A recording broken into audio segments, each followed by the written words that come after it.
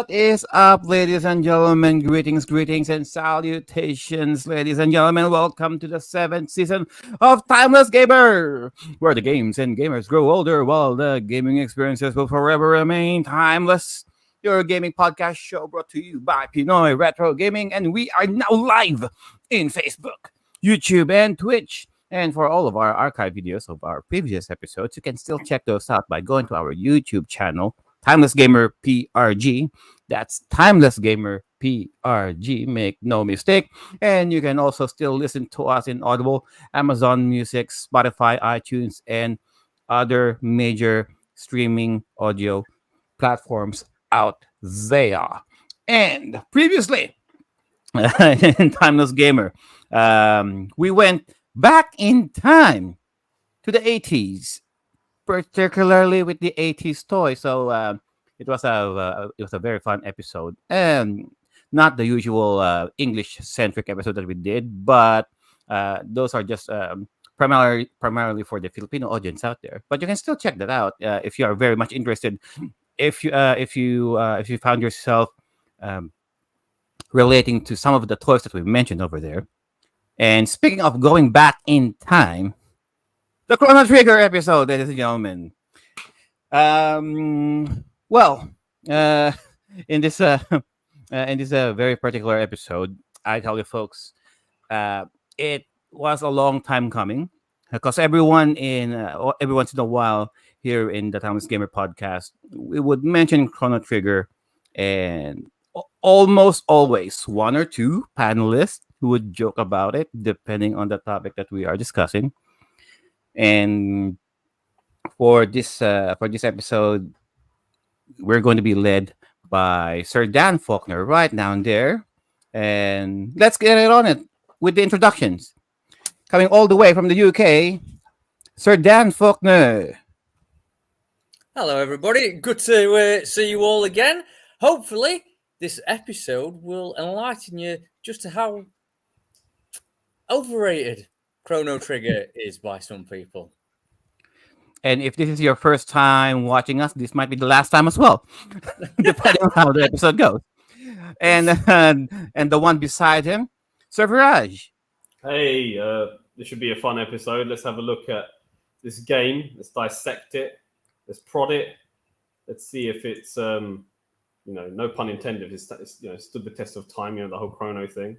But yeah, it's a prolific game that a lot of people love. But yeah, I mean, is it overrated? As Dan thinks, we'll look into it. So let's explore this. Let's explore this very controversial topic here. But let's move on. The enthusiasm is reverberating throughout Sir Viraj's statement right there. Before I forget, Sir Dan Faulkner and Sir Viraj Katwaja, the host of the Sega Mega Masters podcast show, and we are very fortunate to have them on this show in this particular episode talking about Chrono Trigger. If you haven't seen their show, guys, if you guys are all Sega enthusiasts out there, go please check out their channel on YouTube, Sega Mega Masters. And of course, all the way to the Atlantic, Sir Banyagang native, Sir Joel. Yes, hello, welcome. Good morning, good afternoon, good evening, whoever you are, wherever you are. Very happy that you guys are here, both in the live video version of the podcast and the audio version of the podcast. Very, very happy that you're tuning in. We will be discussing Chrono Trigger today, and I will be offering my perspective as somebody who just played it most recently and actually lived through the era that it was first released. So, excellent. Back to you, Joe. All right, so we got the past, the present, and the future right here, guys. So we all got it covered. It's as far as the whole timeline is concerned.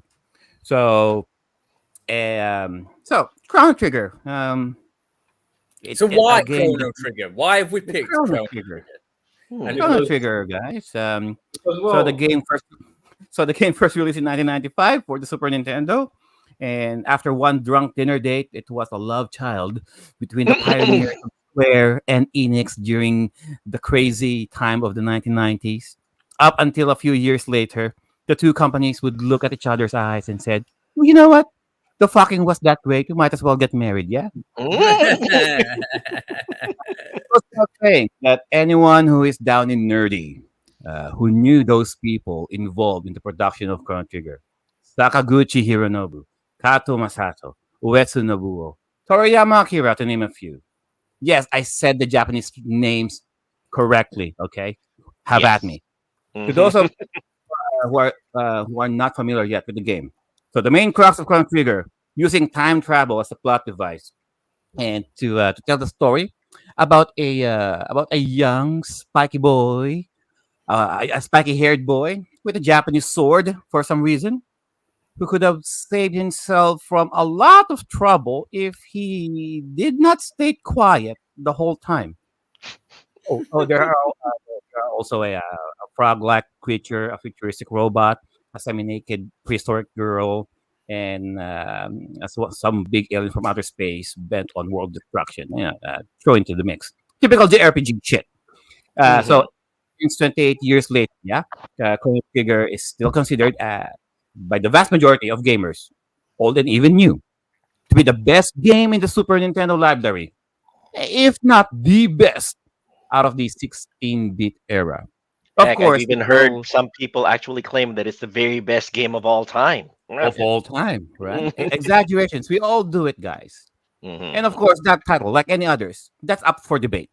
So we have the panel of this podcast who would like to discuss their testimonials of their Chrono Trigger experiences. And Mhm. as well as we gathered some testimonials from some people, some gamers in a few Chrono Trigger Facebook groups to come up with a well-rounded and a fair assessment of the said game. So I will give it now to Sir Dan to head this now for the show. Sir Dan, Thank you very take it much. away. Thank you very much, Sir Joe.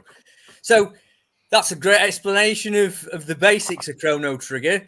Now, like you said, we're looking at this specifically because, I mean, as retro gamers, I think anyone in the retro gaming community will hear that claim a lot that Chrono Trigger is the greatest RPG ever, the greatest game ever, which is a big bloody claim when you Oh, you, oh my you, gosh. you Okay. think how many games there are out there. But it does get claimed. So yeah, we'll dissect it as Viraj says. We'll break it all down. So I'm going to go around. Let's go around, everybody, and let's Mhm. get everybody's very basic opinion. We'll break all the individual bits down, but let's start with yourself, Sir Joel. What's your history with the game, and what is your general overall opinion of it, mate?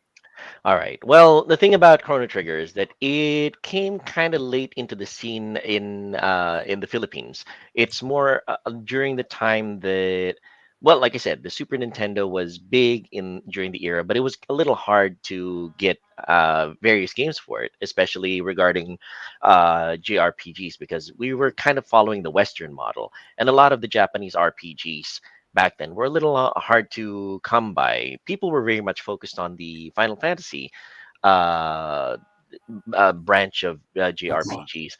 When the moment that people started playing Chrono Trigger, a lot of people had favorable opinions on it, and I really didn't get to play it as during the time that it was during its heyday. But I kind of got into it a little bit after its heyday, maybe about a couple of years after it. I got my hands on it, started playing through it, and I have to admit it was charming. It was very charming, right from the get go. It did have a certain appeal to it for me during the time, and it was very straightforward in its presentation. I guess that's the impression that I got from it. So I played it, enjoyed it a little bit, and although being from the era of the 90s going forward, having one game was basically the epitome of what you had for the year. A big spending, big costs, big expenses back then for video gamers were monumental. So if you got a game during that time, you played the heck out of it until you had the chance to get another one, because times were tough, money was tight. Everybody was saving for the next big expense. And Chrono Trigger was that big expense video game wise for a lot of video gamers in the Philippines back then. So they played it, I played it. A lot of people enjoyed it. A lot of people were screaming from the high heavens that, dude, you this is one of the better video games that you'll ever play. Give it a try.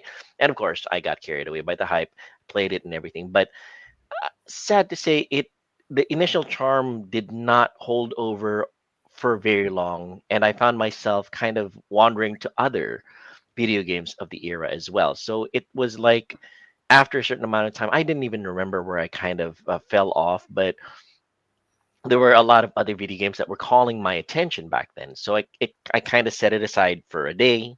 Next time I set it aside for 2 days. Before I knew it, I was setting it aside for the whole week, and I'd completely forgotten the thread of it. And well, I moved on. I'll tell you about my most recent experience with it as we go. But yeah, that's basically my historical experience with Chrono Trigger back in the day. Back to you, Dan. Excellent. Great to hear you, mate. Nice one.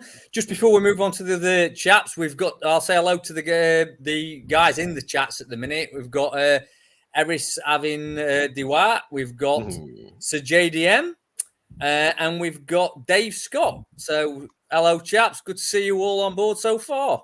JDM says it's a good game, honestly speaking, but I wouldn't consider it as the best RPG of all time. So we've got JDM's opinion. Sorry you couldn't be here today, mate, but you know, it's good to get your opinion on it. So let's go to Seviraj then. Let's get his history and his general brief opinion on this. So earlier it was mentioned that this game was released in 1995 or March 11th, 1995, if we want to be precise about it, right? For you Americans, that might be the case, but for us in Europe, Chrono Trigger wasn't even released in 1995. We didn't even get it on PlayStation. We had to wait until the 2008 Nintendo DS release. So for us, officially, the official release of Chrono Trigger in the PAL region was 2008 for the Nintendo DS. How bad is that, right? So the question is, if it was so great, why didn't we get it in Europe? That's a fair point. I want to just put it out there. I think there's a number of reasons probably why we didn't get it in the Super Nintendo in 95. I think maybe because for us, the 16-bit era was ending in 95, pretty much. And the PlayStation taken off, Saturn was out. In that next generation, everybody banked on. I think in America, Super Nintendo was kind of a big deal there, and perhaps in Japan as well. And the SNES sort of continued to be quite a popular system up until 96, 97 in these regions. But for us in Europe, okay, the Super Nintendo was still popular, but it wasn't that popular, beyond 95, I would say. And I think maybe RPGs as a genre only really took off during the PlayStation era. Maybe I'm speaking from a European standpoint of view, and I think maybe the Americans will agree with it. RPGs in the 16-bit era were still seen as a niche thing. I wasn't old enough to play that game. I was 10 years old when Chrono Trigger came out. I didn't even play RPGs until, I was in my early teens, shall we say.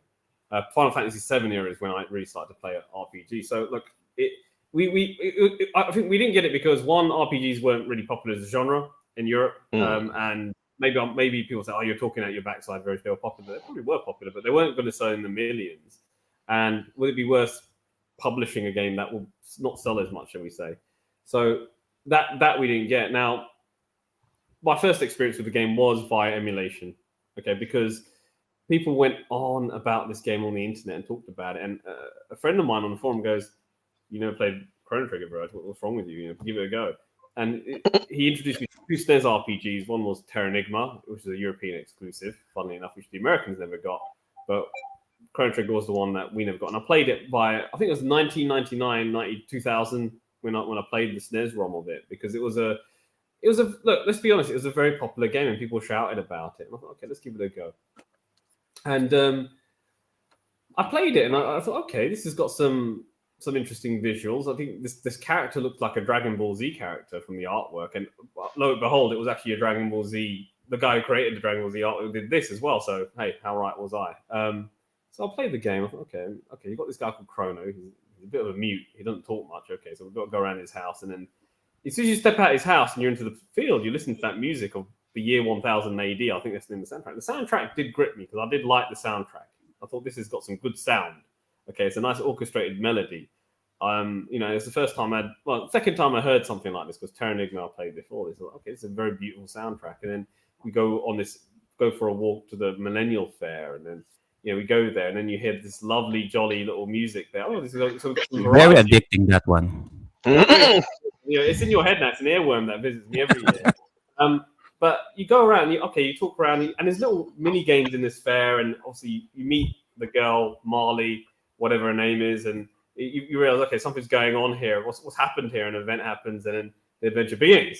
Yeah, lo and behold. So I played this game. It does draw you in. It did draw me in. I thought, okay, this is interesting, and the battle system was quite simplistic, I found, and I obviously when you meet all the other characters that join your little party, and then there's the whole time traveling aspect, and you go back and forth, and you have this lovely, and it's a lovely game. I enjoyed it thoroughly, to be honest, when I played it all the way back then.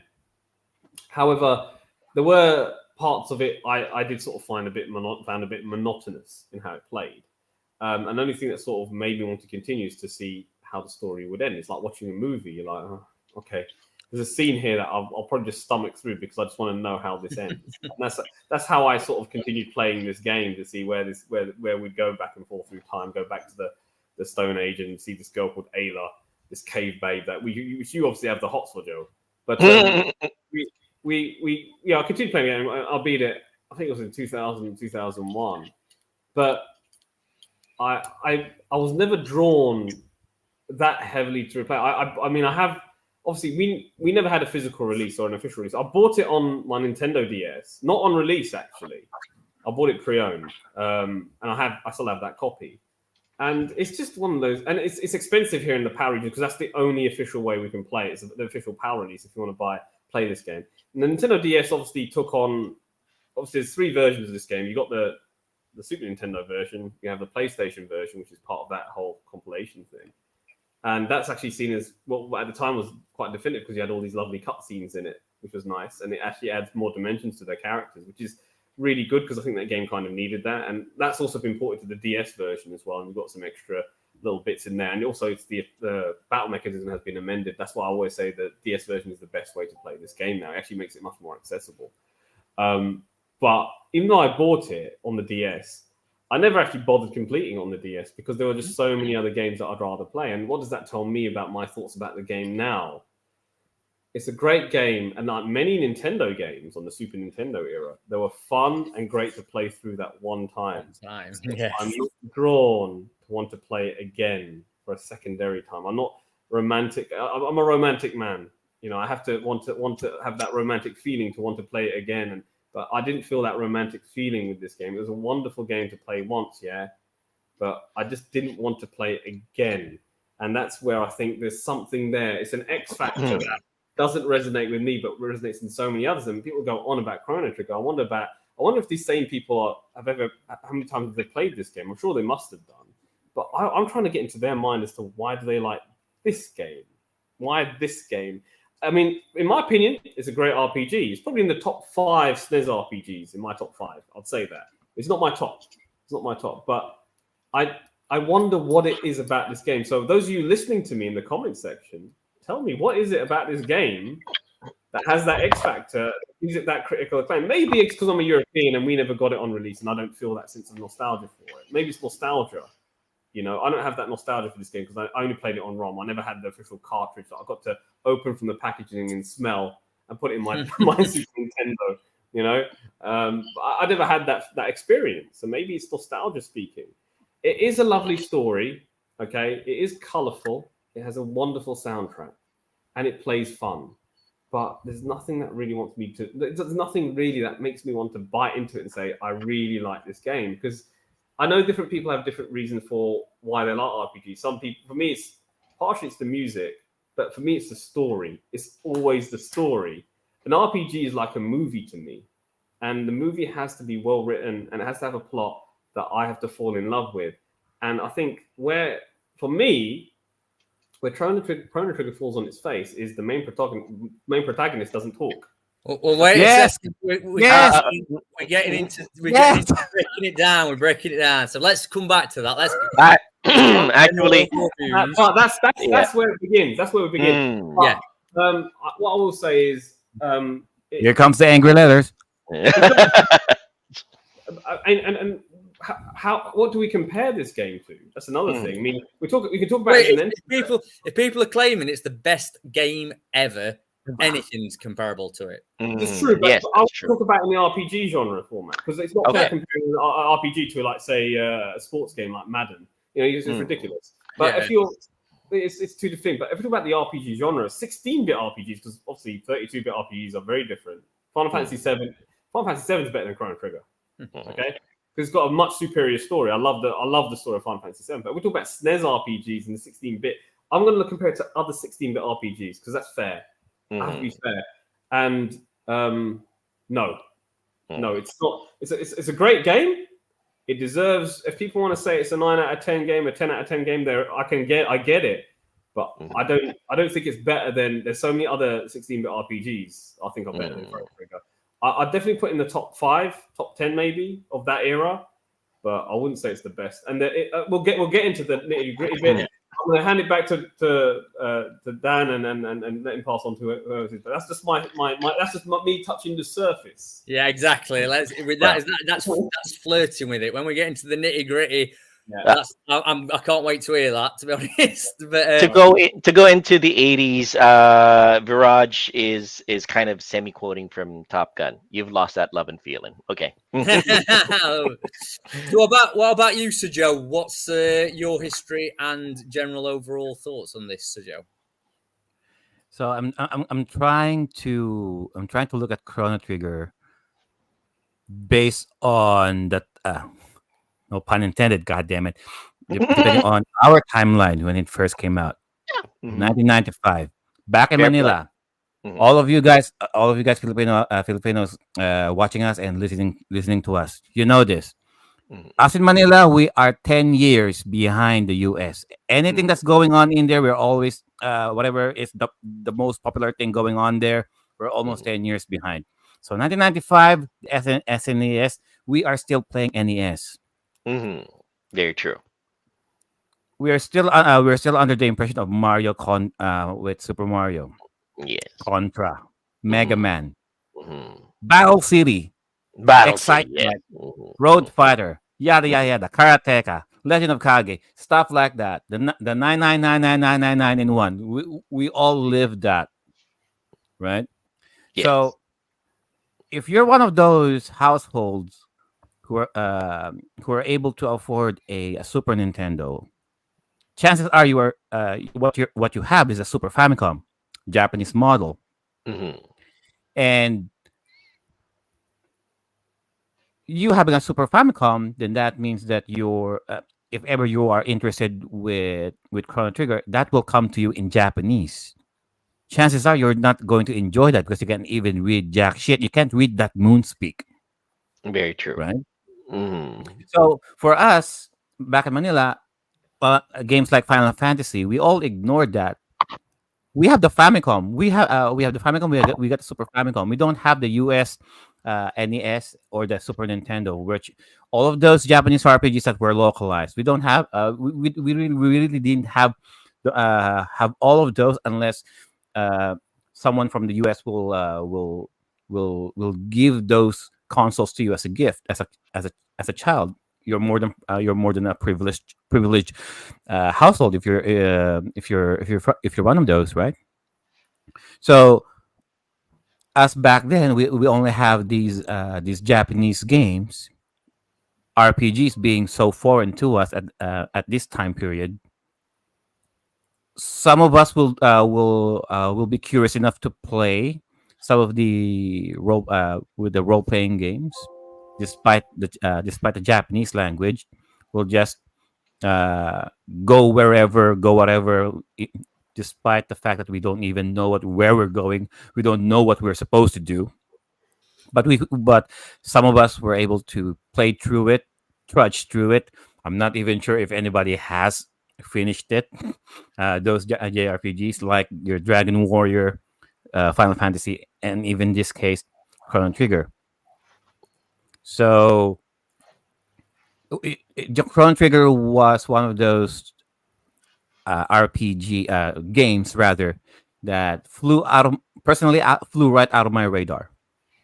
Not until the mid 2000s when there's a working emulator for the Super Nintendo, I was able to play Chrono Trigger for the first time on our PC. I played through it, right, and I stopped right until I got Frog, and then I got bored. For some reason, I got bored only because there was another game that I was more interested to that just got released. I played that and another and another and another.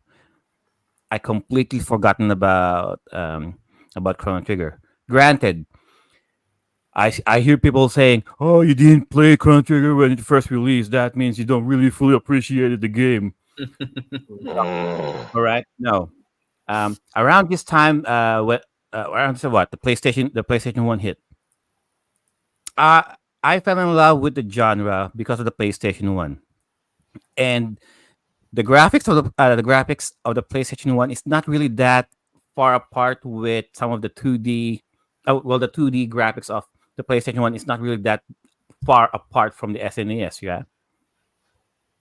So I mean, there are some games for 2D JRPGs from the PlayStation One who could have that we could have just put it on the SNES and we won't even tell the difference.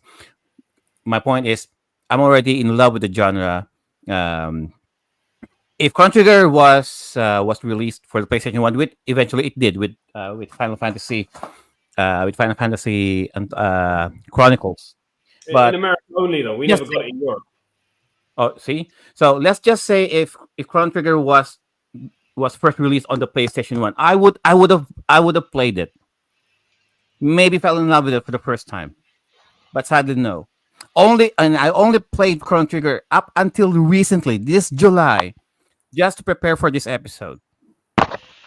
And is it fair to if I'm going to hold it up against the other JRPGs that I played, I enjoyed some other titles more compared to Chrono Trigger. But is it a bad game? No. To all of you Chrono Trigger fans out there, it's not a bad game. All right. I think all of us agree it's not a bad It's game. not a bad game. Okay. Put down the pitchforks. Put down the torches. Not it's not a bad game. I'm just saying, on a personal level, I I'm just like Sir Viraj. I'm more into the story this time, and I'm not looking at Chrono Trigger to some of you guys with rose-colored glasses, right? Mm. I don't want to hear people saying, "Oh, because you didn't play it back in '95, then you don't have the same you don't feel it the same objective uh, criticizing this game like we Or did." you, or No, you didn't get all 250 endings or whatever, all you know. we didn't get all 99 endings and all that. Yeah. Yeah, your opinion's invalid. No, Mm. no, no, no. Eventually, as we go along with the show, we'll try to we'll try to raise our points. Mhm. Granted, I mean, it's not just our opinions that we're going to talk about here. We're also going to feature some testimonials as well from Yes. those fans of Chrono Trigger who really did made an impact to them on the personal level as gamers and as individuals as well. So it's not just us. Ju- Let me get it straight. This is not an inquisition. this, Oh, it this, isn't? this, I thought that was what I was signing up for. Okay. we're not trashing the game Okay. yet, Yeah. but but let's see how we go, right? And if any of you guys have your own testimonials or any comments about Chrono Trigger and how it impacted to you, just jot it down in the comments. Mhm. I don't know. Swear, cuss us, cuss us out. We appreciate your feedback as long as um, make your case down in the chat. We'll read it out loud. Back to you, Sir Dan. Absolutely. And Excellent. we take all comers. Make sure that you guys put in your opinions in the chats, both in the live version, and if you guys have strong opinions even later on in the when you listen to the podcast after this broadcast, put it in, join us in our chats in Pinoy Retro Gaming Facebook page. We'll definitely indulge your little opinions and delusions. Anyway, continue. Back to you, Dad. Yeah, excellent. And it would be great to hear from people who were besotted with this game. Mhm. Regards my history of the game, as Viraj has already said, we didn't get it in Europe. The first time I played it was actually on my UFO Super Nintendo copier machine. And that was around 1996. So this was a little device. I've still got it at my dad's, actually. A little device that operated on floppy disks, and it could rip off. It basically ripped off all Super Nintendo games, and at that point, it was ridiculous the price of Super Nintendo games. When Donkey Kong and Killer Instinct and that had come out, they shot up. They were like about 30-40%. Oh, wait, Joe's got one. There we go. That's the bad boy. Yeah, but back around that time, Super Nintendo games were about 30% more expensive than like Sega Mega Drive and PC Engine games and all that around then. So I just got this copier. I thought, right, let's delve into the library. I say 96, year after the release, and I really enjoyed it. First time I played it as a kid, I really enjoyed it. But same as you guys, I kind of really enjoyed it to the level that I thought it was a good game. I didn't think it was a great game. I would have never even considered it a best game of all time. I guess the big thing for me was it actually felt dated. That was the big thing that stuck with me, is that playing Chrono Trigger several years after after Phantasy Star 4, it felt like a dated game because it didn't have the comic book style cutscenes, which kind of to me took RPG gaming to another level, and it didn't have the talk feature, which was essentially a journal, and so those two elements really stood out to me. And when I played Chrono Trigger, I enjoyed it, but watching the story evolve from the old school point of view, where sprites just walk around and the text box, as opposed to watching it unravel on screen with those excellent manga style comic book scenes.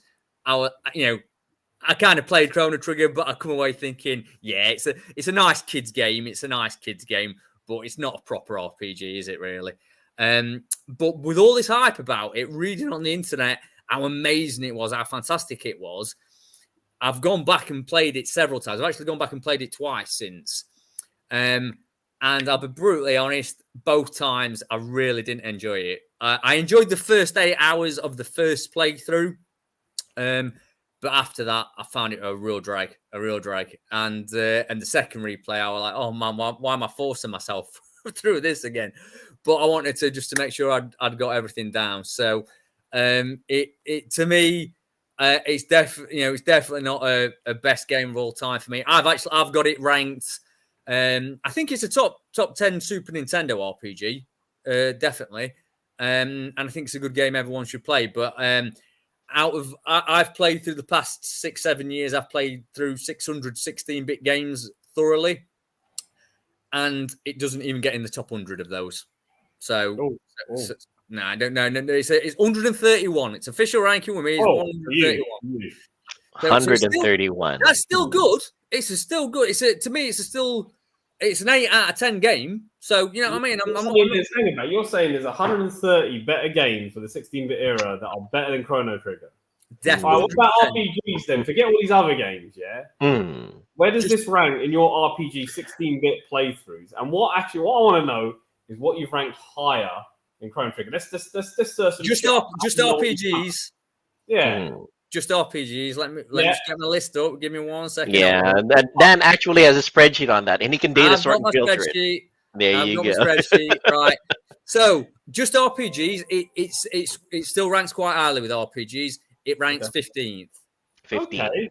Okay, so that's not too bad. That Well, means question: unfortunately what is bet the game RPG immediately above? What is the game immediately above Chrono Trigger on your list? Yeah. 1 second. The game immediately above. I'm just wait a second, I'm flitting through between several spreadsheets here. Just give me a second. Yeah. Right. Mhm. The game immediately above it is Illusion of Gaia. Ah, Oh, there you go. okay. Mhm. Okay. That's fair. So, Valid. Yeah, I can see that. I can see Valid. that. Valid. So- I would say yes. What's above Illusion of Time? So Illusion of Gaia. Illusion of Time for us in Europe. Okay, I'm gonna call it Illusion of Oh, Time. okay. above that, Buck Rogers Countdown to Doomsday. Oh, nice one. I haven't heard of that. Agreed. That's a Mega Drive Right. game. Yes. Yeah, we Mhm. said you said 16-bit, Yes. not Mhm. Super Ah. Nintendo. It's I it's love it that was a one, port man. from the gold box Love that. era of DOS games. Mhm. I don't understand that, but go on above that. I think that Buck Rogers game is primitive and belongs in the Stone Age. Go on, above that. It's because you didn't play the DOS games, Viraj. You were never into the But for DOS me, era. Buck Rogers is it's space exploration. It's exploratory element is a different class. Yes. Okay, let's go above the Buck Rogers then, because I can't comment too much on it. All I know Okay. is Yeah. it had a really crappy GUI when I turned it on. Its graphics are terrible, Buck Rogers, but it's Oh, but the gameplay is stellar. yeah, I mean, exactly. So what? So what? You want me to just go through them? Yeah, Yeah, I do. above Buck Rogers, Curious. Shining Force, the original Shining one. Force. Okay. Okay. Okay. You Well. can see that. He can Yes. see that. Okay. Above now, he's not going to argue with me with this one because this is a definite one, and I'm going to replay this, and I'll probably rank it higher when I replay it. Starflight. Oh yeah. Yeah, but I don't really grade that as an RPG. I see it as a simulation game. But all right, go on. What's above? No, but Starflight? so Starflight is it's essentially Starfield, Mass Effect Yeah, in bit. it's a bit. Yeah. Now essentially. that's a perfect example to me when people say Is that the one with the spaceship that looks like a dildo? Yes. They've all got Yeah. there's several of them, Sir Joe. There's several of them. Mate, no, it's a spaceship that looks like your dildo. All Oh right? my God. Oh, there you go. That's But a that's different- Starflight's a Oh my perfect example to me of when people talk about Chrono Trigger as the best RPG, not of all time, but of that era. It can't match Star. How can you? The people are like, wow, the time travel aspect. Wow, you go to all these time zones. I've gone to 50,000 planets or whatever it is, and it's taken. I've like literally spent a year going to all these planets and that. But I mean, Starflight has a different gameplay mechanic, which involves Yeah, mining. but it's still an making RPG. money. It's still I an RPG. I'd say simulation game. What else? Go on. I'm going to throw that out of the box. It's not fair to compare stuff. So Final Fantasy IV. I prefer Final Fantasy IV to Chrono Trigger. I think it's Serious? yeah. Are you I think it's with that?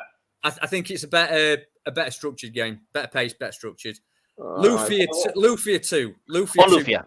Okay. You gotta give it to the Lufia series. Yeah. The game, the dungeon exploring, the gameplay in that is different class. Yeah, gotta give it to the Lufia series. Yeah, Oh, it's- War Song. I love War Song. Okay. Langrisser. Langrisser, yeah. Landstalker. Landstalker's a different class in is just a Landstalker, take it, different okay. class, me. You think Landstalker's better than Chrono Trigger? Oh God, yeah, man. The dialogue in Landstalker is so. All right, yeah. You know better. what? In terms of the story, yeah, I agree. Yes. It's so much better. It's so you've got all the look at all the puzzles you have to work your way through all them. It had a whimsical soundtrack, but in terms of soundtrack, Chrono Trigger had a better soundtrack. Yeah, no doubt. Beyond Landstalker, I want to see what else there is that I can probably try and poke a hole in. Let's go. Final Fantasy V.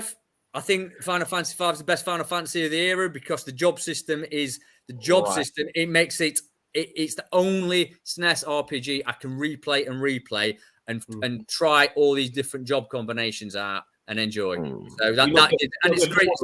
You don't find that it dragged a bit with the job combination. Story's average, but it's enough to prop up the rest of the game. And I think the exploration, the sense of discovery, and the job system make it way better than Chrono Trigger. We'll get into why Chrono Trigger in a minute, but above that, what's above that? Luna, the original Luna game, man. Which one? Luna 1. From the CD?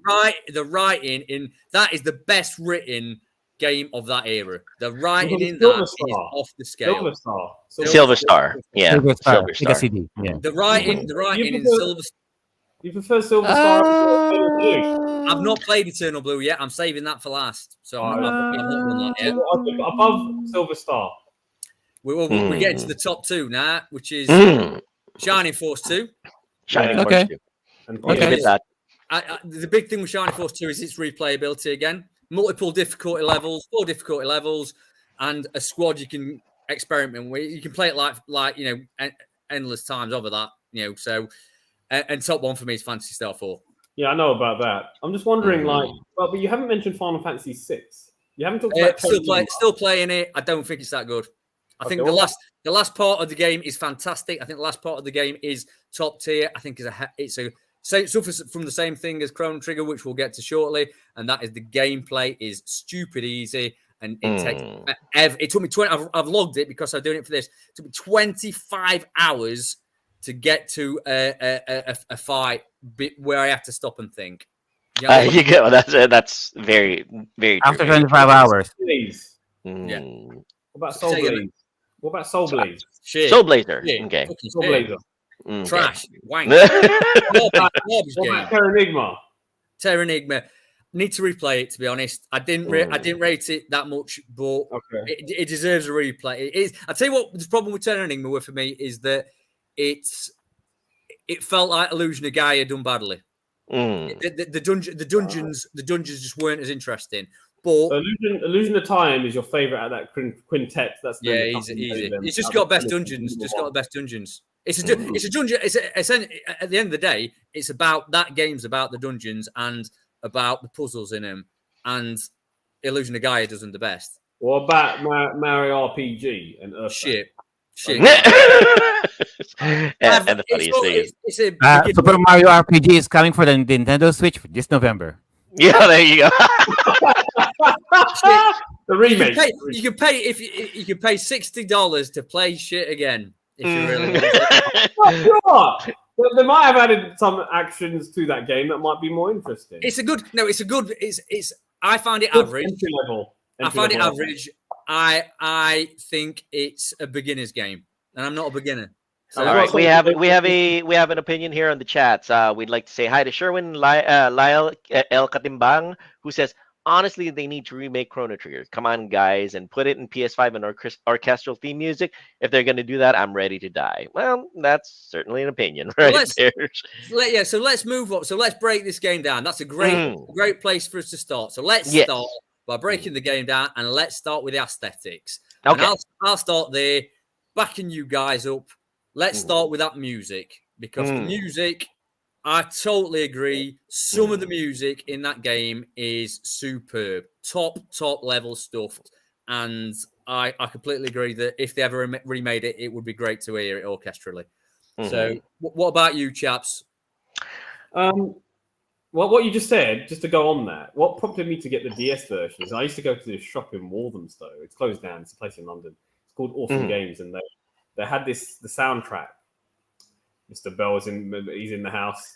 Yes, Bell Valenzuela, who says, good evening, podcast team and chat. There you go. The fearless leader of Pinoy Retro Gaming. Anyway, continue. Yeah, he had the soundtrack. It was a promotional soundtrack, and you get it with the DS game. So he gave me the soundtrack anyway, because I used to buy stuff all the time. It was like Chrono Trigger. I looked at it, I thought, no. And I walked out the shop and with the soundtrack. And I put the soundtrack in my player at home, and I listened to it. This is such a beautiful soundtrack. And it's a soundtrack which gave me the allure to want to buy the DS game pre-owned.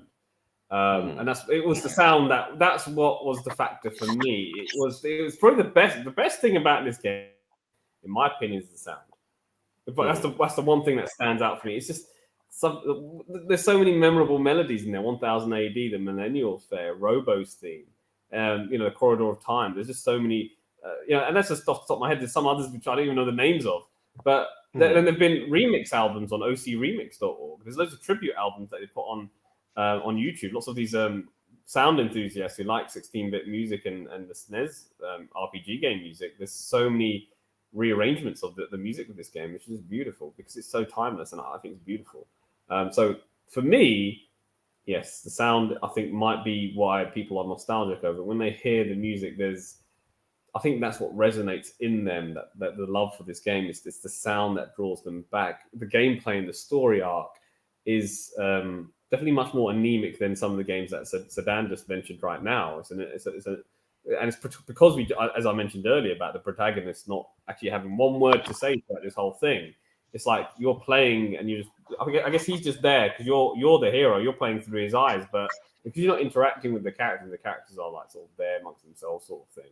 Thank Like, you. Stay on the music. Stay on the aesthetic. Let's Oh yeah. okay, so the aesthetics first. Okay, so you got the music there. You have its distinctive art style, which is like in my opinion, I thought when I first played this game, it's like a rip-off of Dragon Ball Z, man. What's all these anime characters? There's nothing unique about it.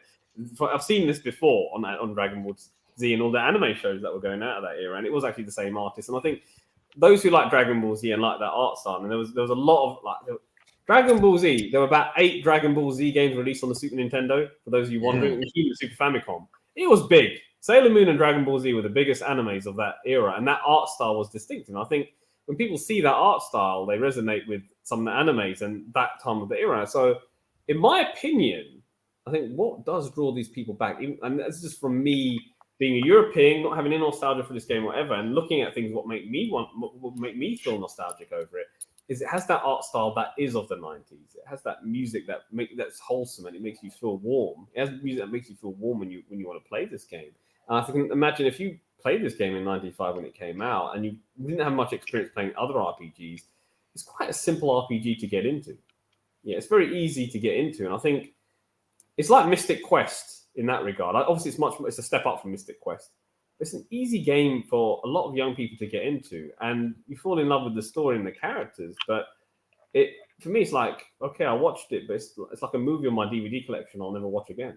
That's the way it is, because it's like there's nothing drawing me back to it. Yes, okay, it had other endings if you want to play it just to get the other endings and do things and tweak it around a bit, but it just wasn't. I think that's the way the game ended, and that's it, you know. But I don't know. I think it just had that feel that locked it to a certain era. And if you love, like many games, like many things, if you have a love for 1990s, 80s, that sort of feel of things, and you played this game, you're going to feel strongly about it. But I think a lot of people, when they look at old video games, they just get the blinkers on and think nostalgia, and they don't judge it critically as a game. They think of there are a lot of romanticism. They feel that it's their first love. It's their first love. She cannot. Perfect description, mate. Perfect description. There's nothing wrong with her. You know, I loved her. There's nothing wrong with her. Of course, there's something wrong with her because you moved on and played other games. But yeah, she's fat. She's fat. And she's had 5 kids now. No, well, there you go. I don't want to trigger some people by. But this is Chrono Trigger. That's why we're triggering people. Okay. Yeah. But it's just the memory of that first love for these people. It's that memory of that game they could sort of resonate with. And I remember reading in Computer Video Game Magazine, this is like an article in 2005, an issue in 2005, and they rated that the 25 best game of all time. And that's a British magazine. I'm thinking, we've not even had a bloody PAL release of this thing, and you guys are rating it 25? What is this? What is this thing about this game? And it baffled me. And I played this game again. I tried to get into it again, but I've already beaten this game. What the fudge? And you know how when, you know, what Sir Joe said about when I got to Froggy, I got bored. Okay? I get that completely, because you're like, okay, you get to the castle, you go into that, you have that little adventure in the castle, you go to the woods, you get to the castle after Moon Fair, you go into there, you meet Froggy, you then go on your little quest down there, and then obviously you're like, okay, so where are we going now? And then you're like, okay, so let's continue on this journey. And you're like, there's this large patch of just, I don't want to use the word grinding, but you're going through battles and stuff, but there's no events happening before you get to that bit where you go back in time and you meet Robo and all that stuff happens. And you're like, okay, this is getting slow now. It's getting slow. There's no beats in this game after that point. It was good up to that point. And then, okay, you go back in time from that and you meet the Ayla, the little, what's this about Mr. Bell saying? Yes, both Akira Toriyamas are GBZ. Yes, Dragon Ball Z and Chrono Trigger and Dragon Quest. Yes, all those designs by Mr. Akira Toriyama. That's true. So going back to the game, like when you meet Ayla, the cave girl, you go back in 1000 BC or whatever it is she's at, 5000 BC I think it was, and you go back to that time and you're going into that story arc, and then you go back and then you know what happened. Obviously, you got the bad guy Magus or whatever his name is, I forget. And he's done these atrocious things, and you have to. Well, let's concentrate on those aesthetics first and come back to Okay, the story. so Okay. the art He's design. running through it. He's running. He's going. Yeah, I'm going to tell you everything. I'm going to tell you everything. Like, okay, He has so a lot to the say, art. not other than We talk music. about the music is great, but then we look at the battle system. And we talk about We're going into that next. We're going into that Okay, next. next, One okay. step at a time, You've mate. got the sprite. I think that the sprite animation is pretty solid for 95. I think that the art is common. It's not unique, to the game. I think it's special, but it's not unique. But if you've sort of seen it for the first time, like I said, yeah, you're gonna like it. If it's something you have, if you've got experience with RPGs and media of that era, you think, okay. But in terms of the animation, yeah, it's good. In terms of the drawing of the map, it's good. All that stuff, it's good. Maybe a little bit too tinny these days now by today's standards, but then it was pretty cool. But that's my thoughts on the art. It's good, but it's not original. Nice. Okay. Thank you very much, sir. Thank you very much. What about you, Sir Joel? So, your opinion on the aesthetics of the game, mate? The aesthetics. I completely agree. The music is quite an experience. It's got the melodies are very different. The melodies are very varied. There's a certain thematic approach to the different eras, the different environments, to the different situations. One of the early parts of the game had a foreshadowing of the Ayla era by having the caveman music playing when Chrono and Marley went into the Millennial Fair, and they had a little dance off with the people playing the caveman music. So it's a nice little mix of various tunes and props to, I think, Nobuo Uematsu, who actually composed the soundtrack. Props to him. I have to admit that the catchiness of the tunes and the music, and well, the sound design overall, even the sound from the various different sound effects on the game, are to be complimented. I have to admit they is very good, and you could tell that they put in the work for the music and the sound design. So I can't fault it. I cannot say anything bad about it. Aesthetically speaking, like Viraj did say, let me tell the story. When I was replaying through the game again in current era, the missus looked over my shoulder.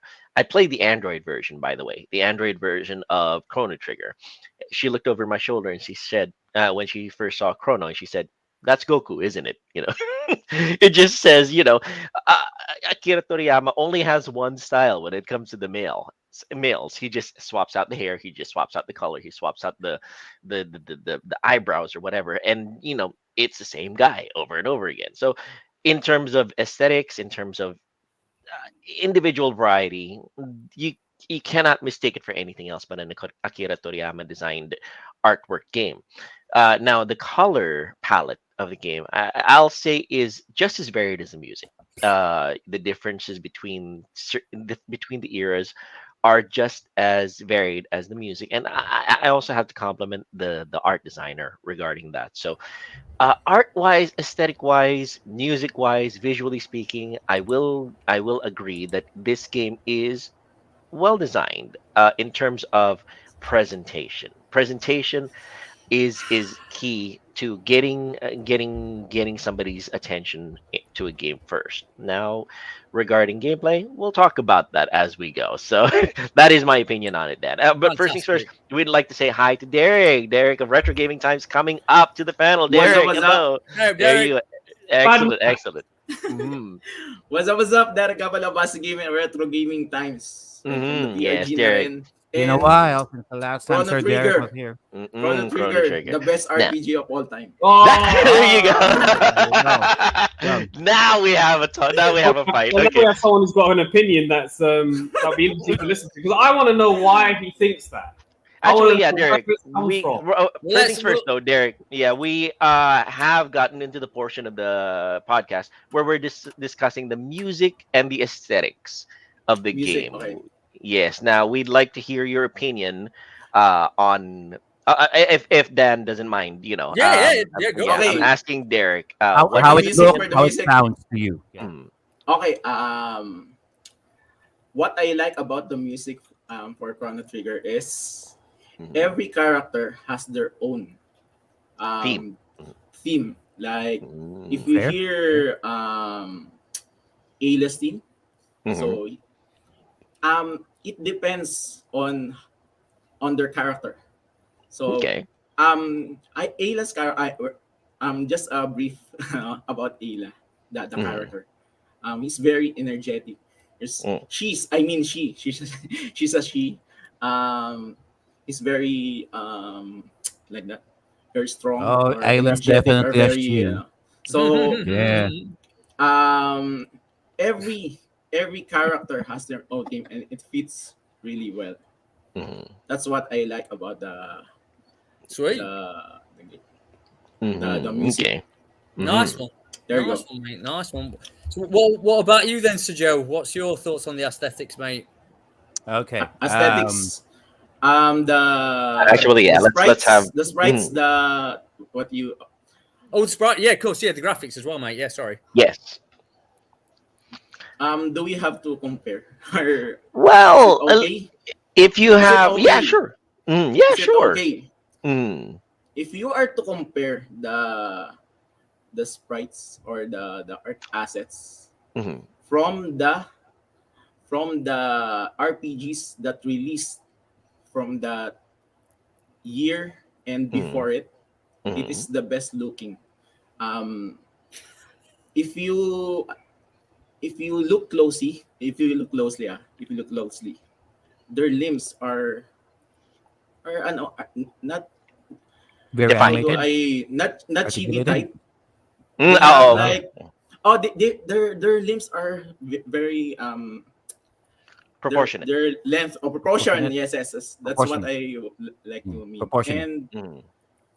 And that's in that time that's very how do you call that, Unique. unique, Yeah, very, Mm. very unique. because it really shows their how do you call that, it really Mm. shows their Meticulous designing. no the ano ba yan, ugali, paano mo ugali.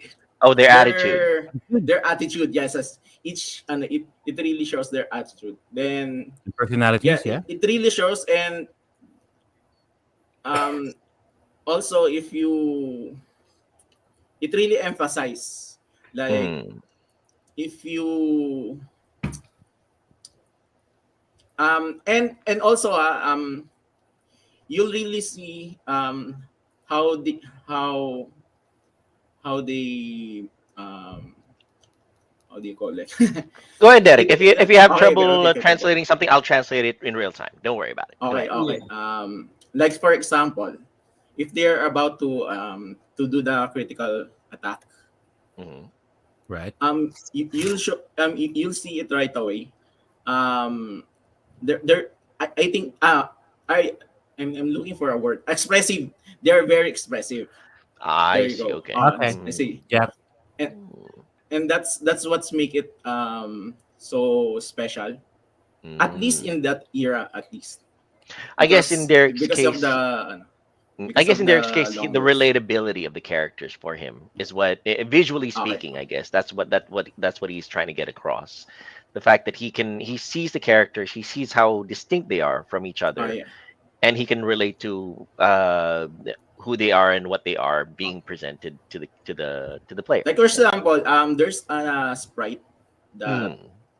um, let's say Frog. Frog is the character that the knight with the Yes. Right. he flexes his muscles. Mhm. Every You time you cannot win. do that. You cannot do that if your sprites are are tiny or the chibi type. Well, that's true. It's harder to express Mhm. their character, their attitude. Uh, Mhm. Okay. just by that simple aesthetics, it really helps a lot in Mhm. contributing to their attitude. Okay. All right. There you Okay. go. All right. Back to you. Back to you, Dan. Yep, no, I get that. I think that's a very good point. Like I say, visually for a game of that era, it was the sprites themselves were very expressive. They had a lot of actions. and they use those actions very well within the game. So yeah, I can definitely say that. What about you, Sir Joe? Sir Joe. Sorry. What Yeah. do you think? Of the aspect? So before I give mine, I'll just toss up a few testimonials from some people that we got from the other Facebook groups. Sir Okay. Sir Ben John Jamin says, Chrono Trigger is my absolute favorite video game of all time, and nothing comes close beyond the incredible soundtrack, Toriyama character art, and collaborative combat. What makes this game so special are the different flavors of hope and melancholy presented in each time period, as well as the metaphorical footprints the game allows us to imprint in each era. Mm. Tommy Olin says, I have already told this in this group a few times, but I whistled to my four children, ages 5 to 10 now, their unique theme songs from Chrono Trigger official soundtrack. Mm. I did it almost every day when they were still growing inside mommy, and I did it the first thing when they were born. They still relax and calm down when I whistle their own theme. How So, sweet. so all of that pretty much piggyback on what Sir Derek mentioned. Mhm. In regarding with the aesthetics and music, right? Mhm. As far as the music goes, yeah, I'll give it to Chrono Trigger. Mhm. Like Sir Derek mentioned, everybody has their own distinct theme. If I'm going to play Chrono Trigger without I'm gonna mute the game. No Mhm. music at all. Will I even enjoy it even without the music? Yeah, I can. Um, is Yeah. it a big loss? Yes, Not actually. not necessary. Well, yes, because because the music at times will also play on the emotion of the severity of the situations there. All right. If a particular scene needs to be somber, the music will be somber. If the music needs something with joy, it should be joyous, right? That's audio video 101. It should always go inside with the mood, right? Um, but if Yeah. you're going to play it, if you're going to play it all over again, you can play without the music, sure. But if you're going to play it for the first time, you will have a better appreciation of it. In regarding with the sprites and character design, okay, out of everyone, god damn it, out of every one of these people, right? Okay. With Chrono, the main lead, you don't even know this guy. Yes, Really? the moment you see him, you know it's him in design alone, but there's nothing about his character that you can relate to. Nothing about his character that you can remotely remember what's good about this guy. Isla, she's a semi-naked girl. A lot of times in the graphics, oh, I'll give it to the graphics. I'll give it to the horny, pervy '90s developers. You can actually see her boobs jiggling. I give her that. For 16-bit era, that's very Yeah, yeah. magnificent. props to props to whoever designed that. With Frog, despite being a anthropomorphic frog, he has a lot of expressive facial expressions as well. Um, Robo, well, he's a robot, of course. N- just the odd one out. Marl, she's your typical leading lady. Luca, Luca's just there. Luca's just there to push it. Luca's just is just there to explain the sciencey stuff. That's all there she is. Oh, Nerd. okay, fine. I'm not going way too deep with the characterization, thing with the character designs. But um, what I'm saying is, as long as if you see all of them, you know it's Chrono Trigger. It's Akira Toriyama's design. Oh, if I'm going to since I'm already in there, Chrono is the only one who has a very spiky hair out of everyone that you meet, from 60 million BC up to 2300 AD. He is the only one with hair like that, and I'm like, really? I mean, yeah, sure. That's a good point, actually. That's a really mean, good point.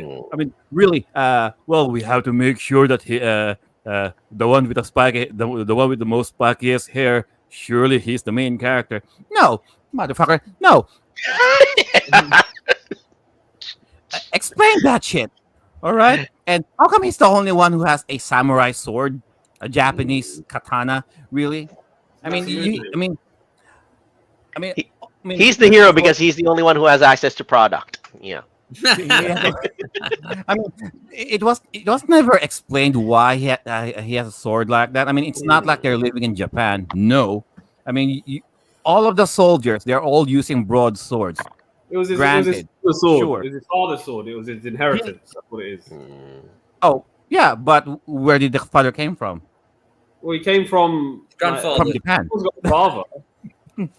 Oh, I'm sorry. There must be a time gate somewhere in Japan, and somehow, somewhere, his father got to the time gate, went to this world. No. So, didn't you hear his backstory? So his backstory was, his mother was Uma Thurman in Kill Bill, and she got.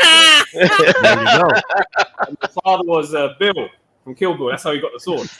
Actually, Like Sir a Joe. sword. Sir So Joe. we haven't seen Kill Bill 3. It's happening. Kill Bill is happening. The sword will come, and the backstory. You'll see Chrono will be introduced in Kill Bill 3, and it links to the both two franchises. All right. Derek has the info. Derek has the scoop. All right. The reason is actually Chrono is your character insert because in a game everyone likes to be the hero. Oh. So Okay. you don't need the backstory. You just really want to be the hero. Okay. Basically Chrono, the character it is you don't they paano sinadya? Paano English yung sinadya? They made they purposely made him. They purposely they made him. Independently They made did it like that. Mhm. That then sinadya nila na walang without backstory because it is the player insert. You're basically him. You're basically the. But and my so backstory doesn't include. and back then, everyone wants to be that hero. So, so Oh, okay. basically, So we, Chrono is your typical superhero in the game. Well, that to be fair, Derek, you make you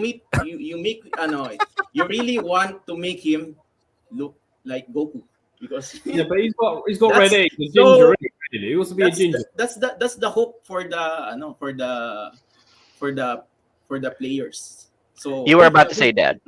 on the No, so first that first- brings us very, when that- you saw Oh, Chrono, one moment. I want to be like that guy. I want to be good. I That's see. the reason. Sword? That's the reason. And Okay. and you don't need a background about him. And Yeah. Let's hear what Dan has to say first. no, that brings us very nicely. So we'll go on to the next couple of bits, and we'll put them together. We'll look at the stories, Mhm. the characters, and the character developments. Yeah, Mhm. and Yeah. that. So I'll pick up from where Derek's left off there. You see, Mhm. I think a self-insert in a story-driven game when you don't have any choice options of dialogue is not great design.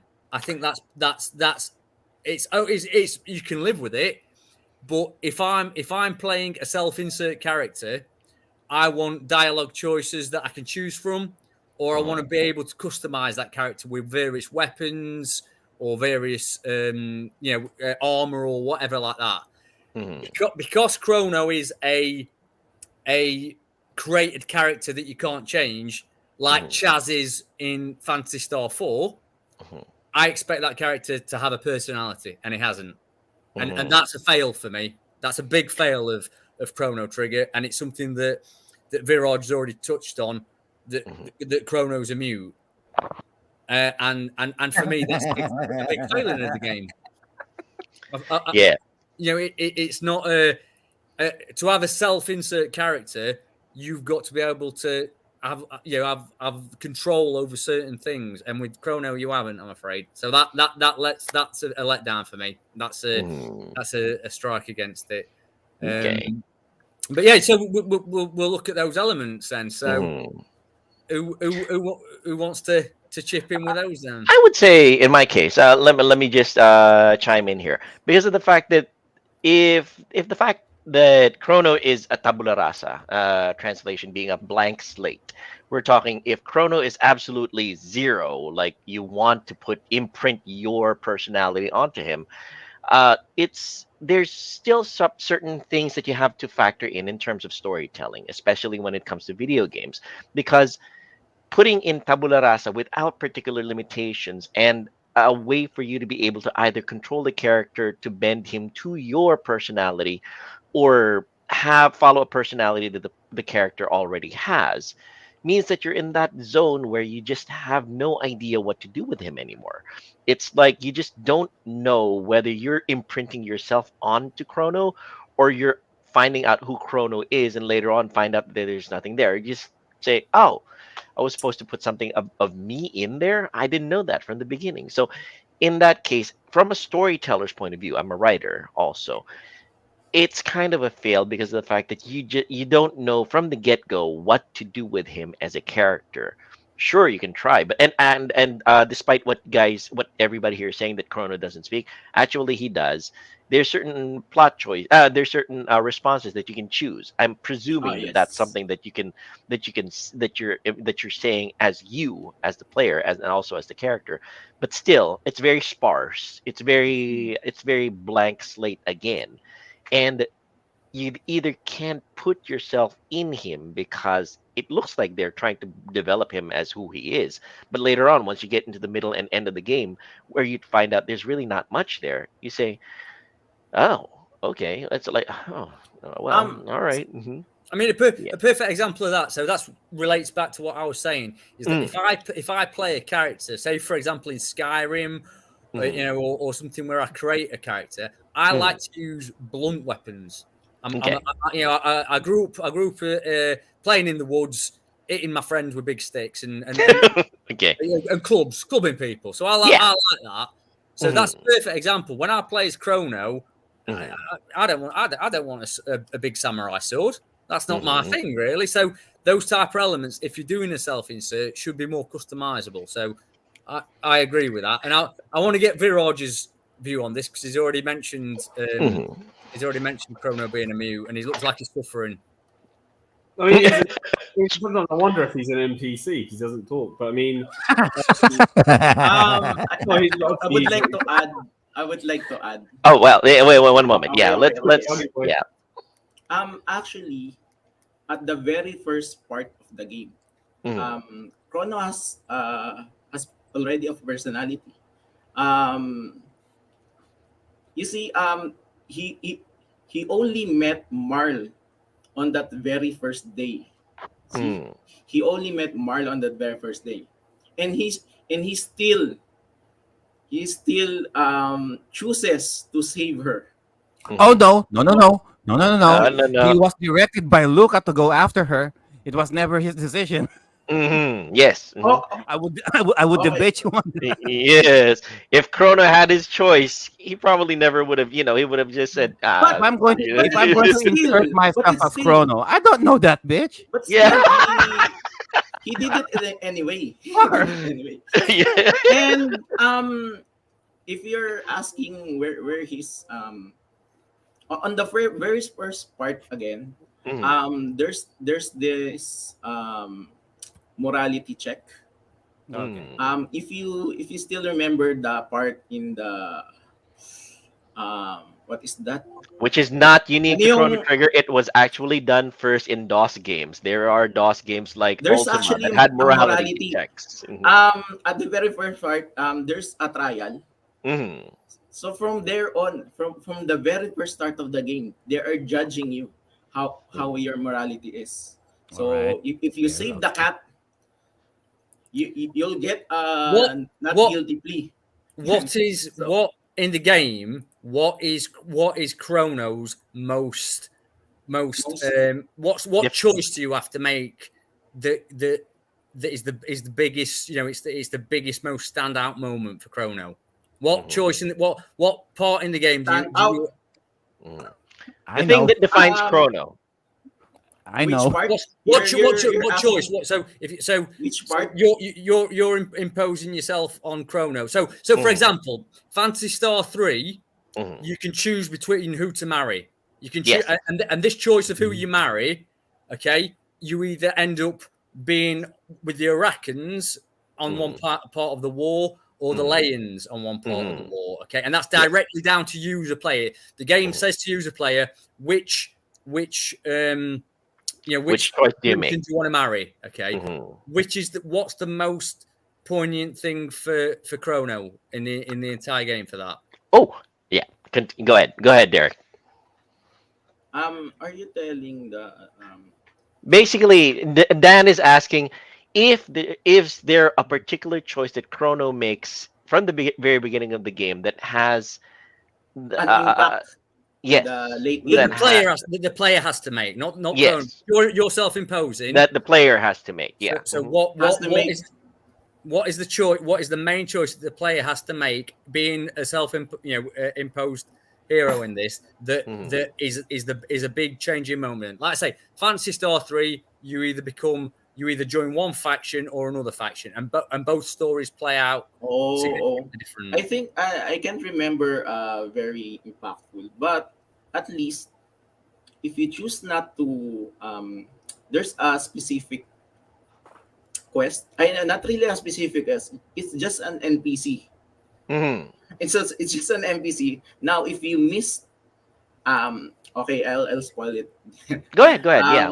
I I'll mean, just spoil the it game since the the game game is is okay. 30 years old. Okay. We know what happened. We good. In the part where I think in the ano nga ba yung sa ano? Mhm. What's the city in the Seal? sa Seal. taas? Ano yun? Zeal. What's that the with magic? Seal. The magical kingdom. Seal. Zeal. In the Zeal. Seal. There's a specific NPC. So there's this seed that is given by one of the three I don't know which one of them, but it's either Gaspar or Melchior, Gaspar, or Balthasar. oh, Mhm. one of them gave Chrono. I is asking Chrono if I were to keep this seed. If I were to keep this Oh, it's one of the for girls. planting a seed for planting. Yeah. And you can choose whether you burn it or maybe keep it. Mhm. So if you choose to just burn it, in the future your people will die. Will at least in the, Right. Right. although it Right, will right, not right. happen then you will miss the opportunity for the side quest. Mhm. If from that part, if you choose to be what's that? Mhm. If you If you choose choose to be the bad to burn that you will not get this side quest, Mhm. and you will not get the I don't know which items that, but it will be impactful for the late Is it Mhm. a at least, and sandstone? you will lose all the and completely lose that quest that it's a side quest though, but Mhm. it's still very helpful for the character build up and the Mhm. world building, Well, character development and world building.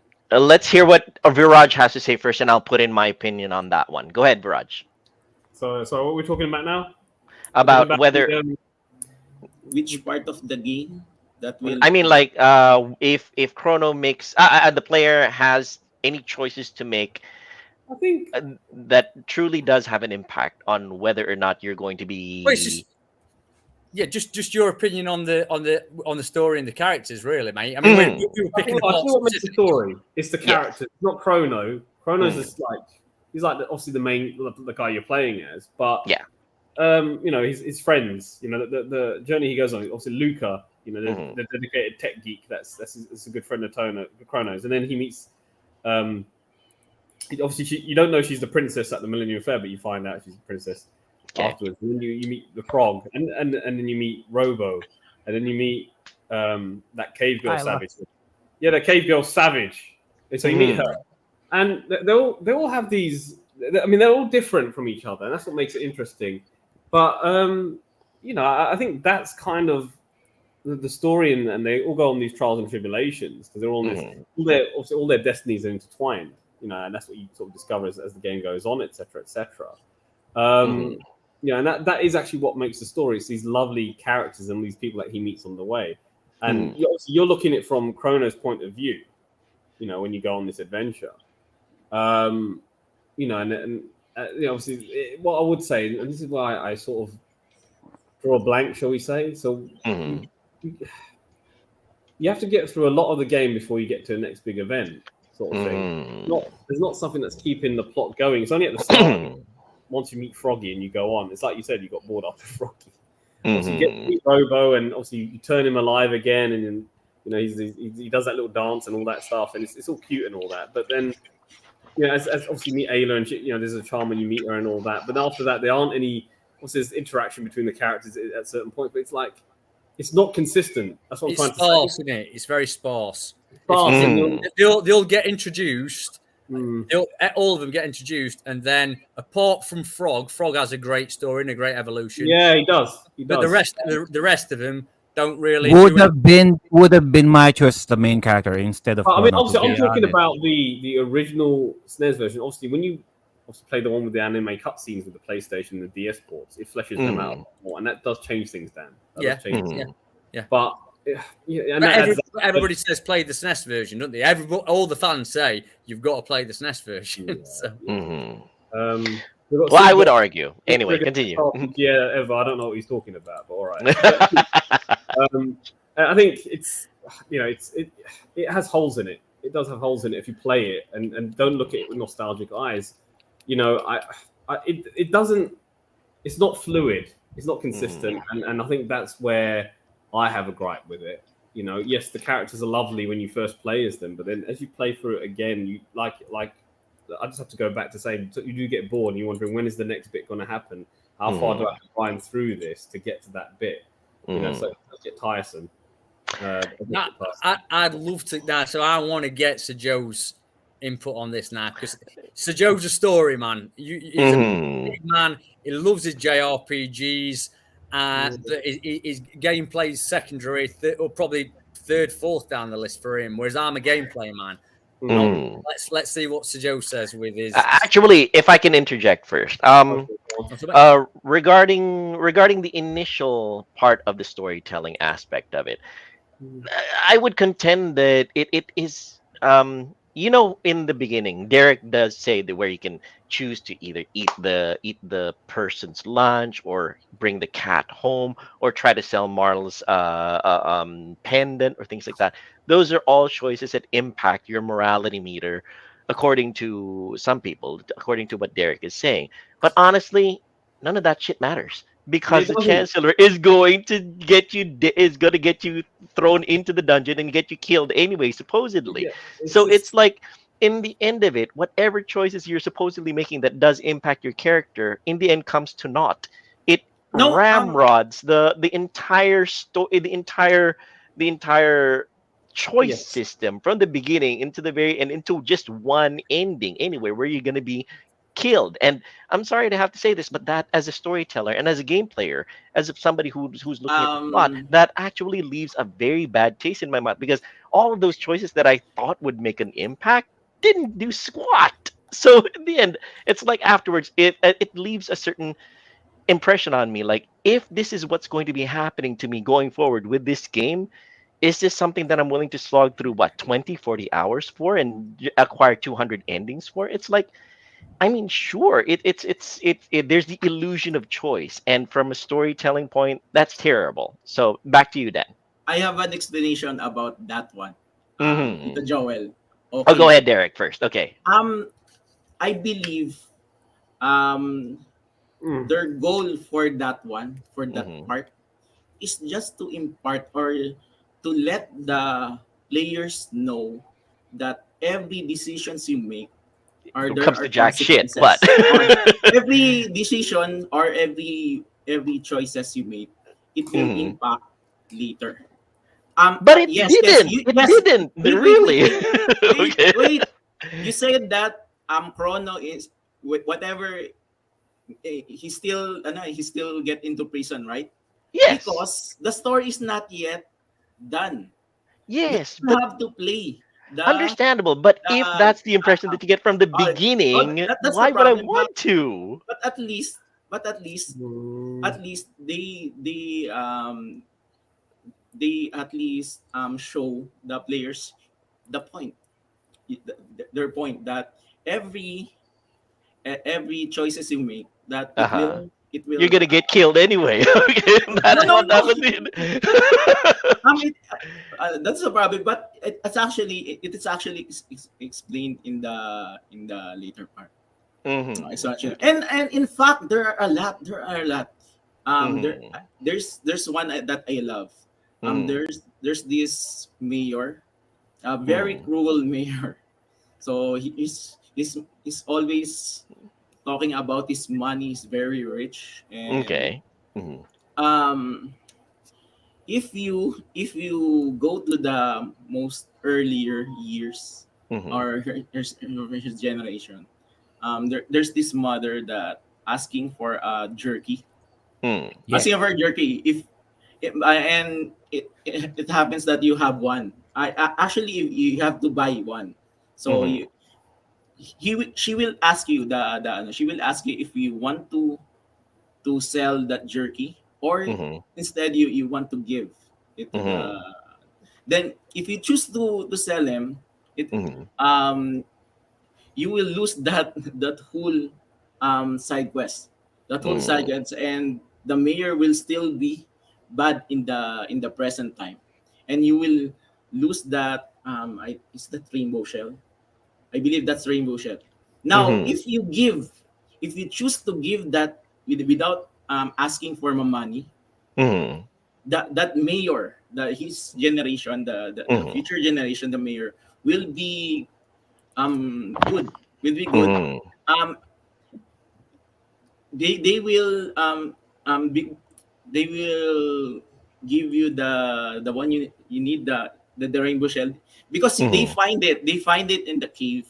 So Well, they find the rainbow shell. let me just Okay, say this, Derek. okay, It okay. what you're saying is that all these decisions later on will make an I mean Yes, yes, later in the will game make will it make an impact, but yes, it does yes. not transmit it in the beginning of the game. In In the the beginning of beginning, the game, okay, if you in the that's the beginning of the problem. game, you That's that you make actually the problem. decisions and you're about to get killed anyway, except for plot device Luca, who later on Uh, comes to save you. So but it's at least that's the point.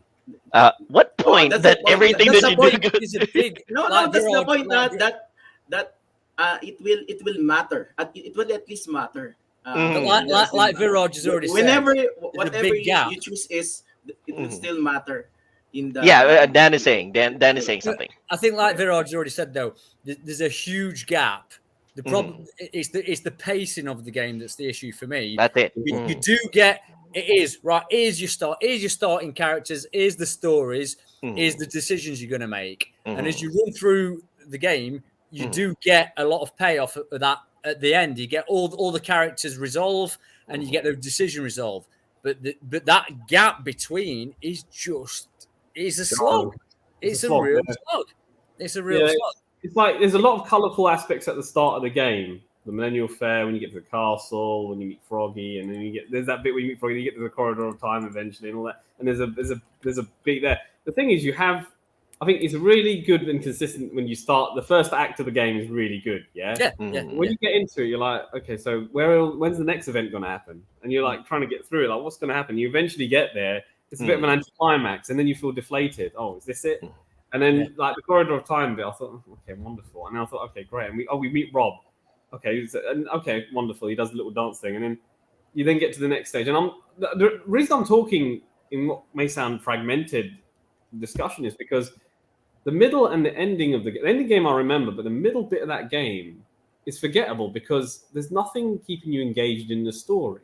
You're just slogging through it to get to the next page now.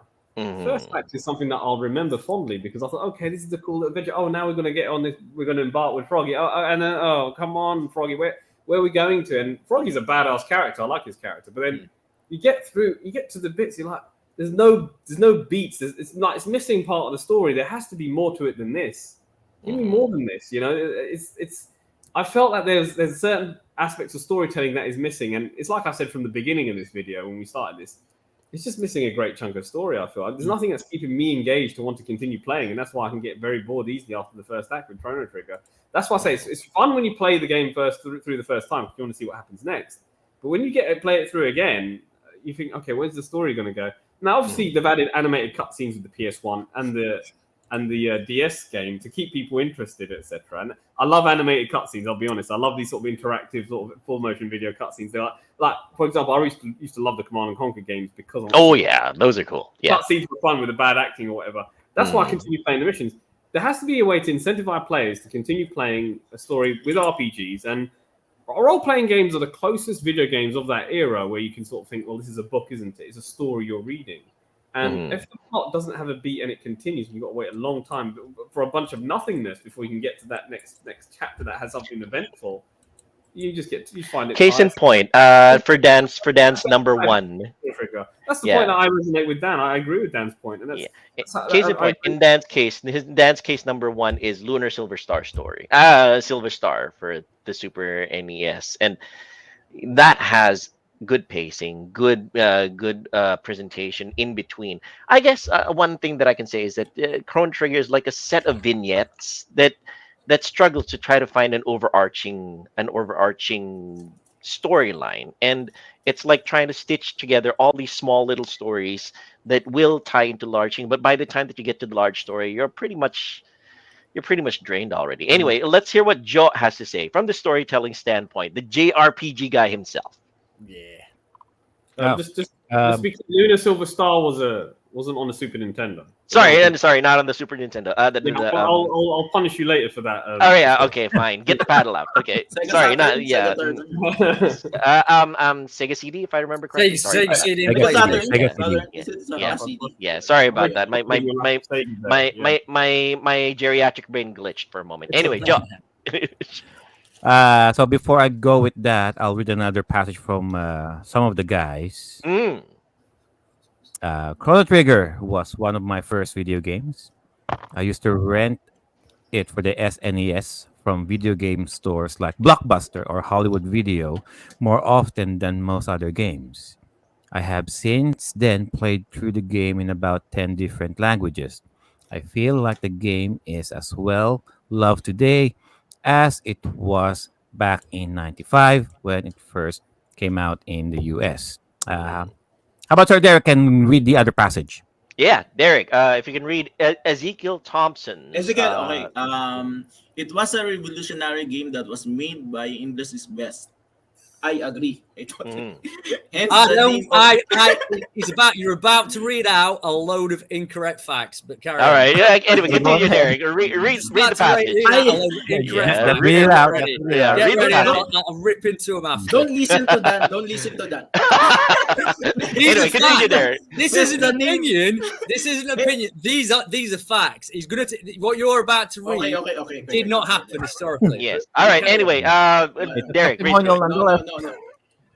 Hence the name of the Dream Team. From there on, it made mechanics that are still used in today. See, very revolutionary.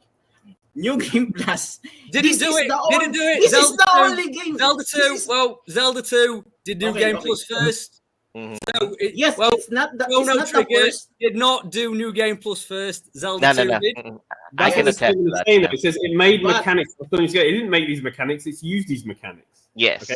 It's the first game that used the term. At least it's the first game that used the term New Game Plus. Well, I can attest to that. Anyway, continue. It's the first game that what? Anyway, Chrono Trigger. Continue. See, Come on, guys. That's only 2 sentences. All right, go ahead, Derek. This is not Derek's words. This is somebody else. Come on. See, I don't have to finish the paragraph, and they're still praising the game. Fine. Okay, go ahead. Chrono Trigger. Okay. Chrono Trigger. Okay. Multiple endings. No, didn't do that first. Didn't do that first. Multiple endings. That's like how many endings in Chrono Trigger? 12. No. He's arguing that Chrono Trigger began multiple endings. Incorrect. See? Anyway, It's continue. 15, but Continue, continue. Which game that has that tons of ending in that era? In that No, endings. No, not do- Derek, No, no. Okay, Malicious Not yet argument, for them, malicious not argument. Okay. Not Anyway, yet. continue. dual text and triple text. It did not do. Text. No. It did not do. Anyway, continue. I'll explain Derek. that when we arrive in that I will defend that. And Okay, go ahead. No, far, I have- you can't. and No, so no, far- I You mean- can't defend it. You can't defend it. It did happen. And so far, historically did happen. I have never seen any game like that.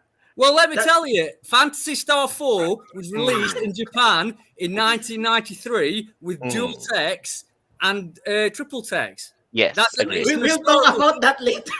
All right. Anyway, continue. Dual text and triple text. I don't get this. This is what I don't get about Chrono Trigger fans because you're ignoring. I You're will be ignoring facts playing here, that mate. one soon. You're ignoring facts. This is Okay. not- All right. All right. This is not. Okay. This is not. This is what. This Okay, is what I okay. get all the time. You're not. This is not.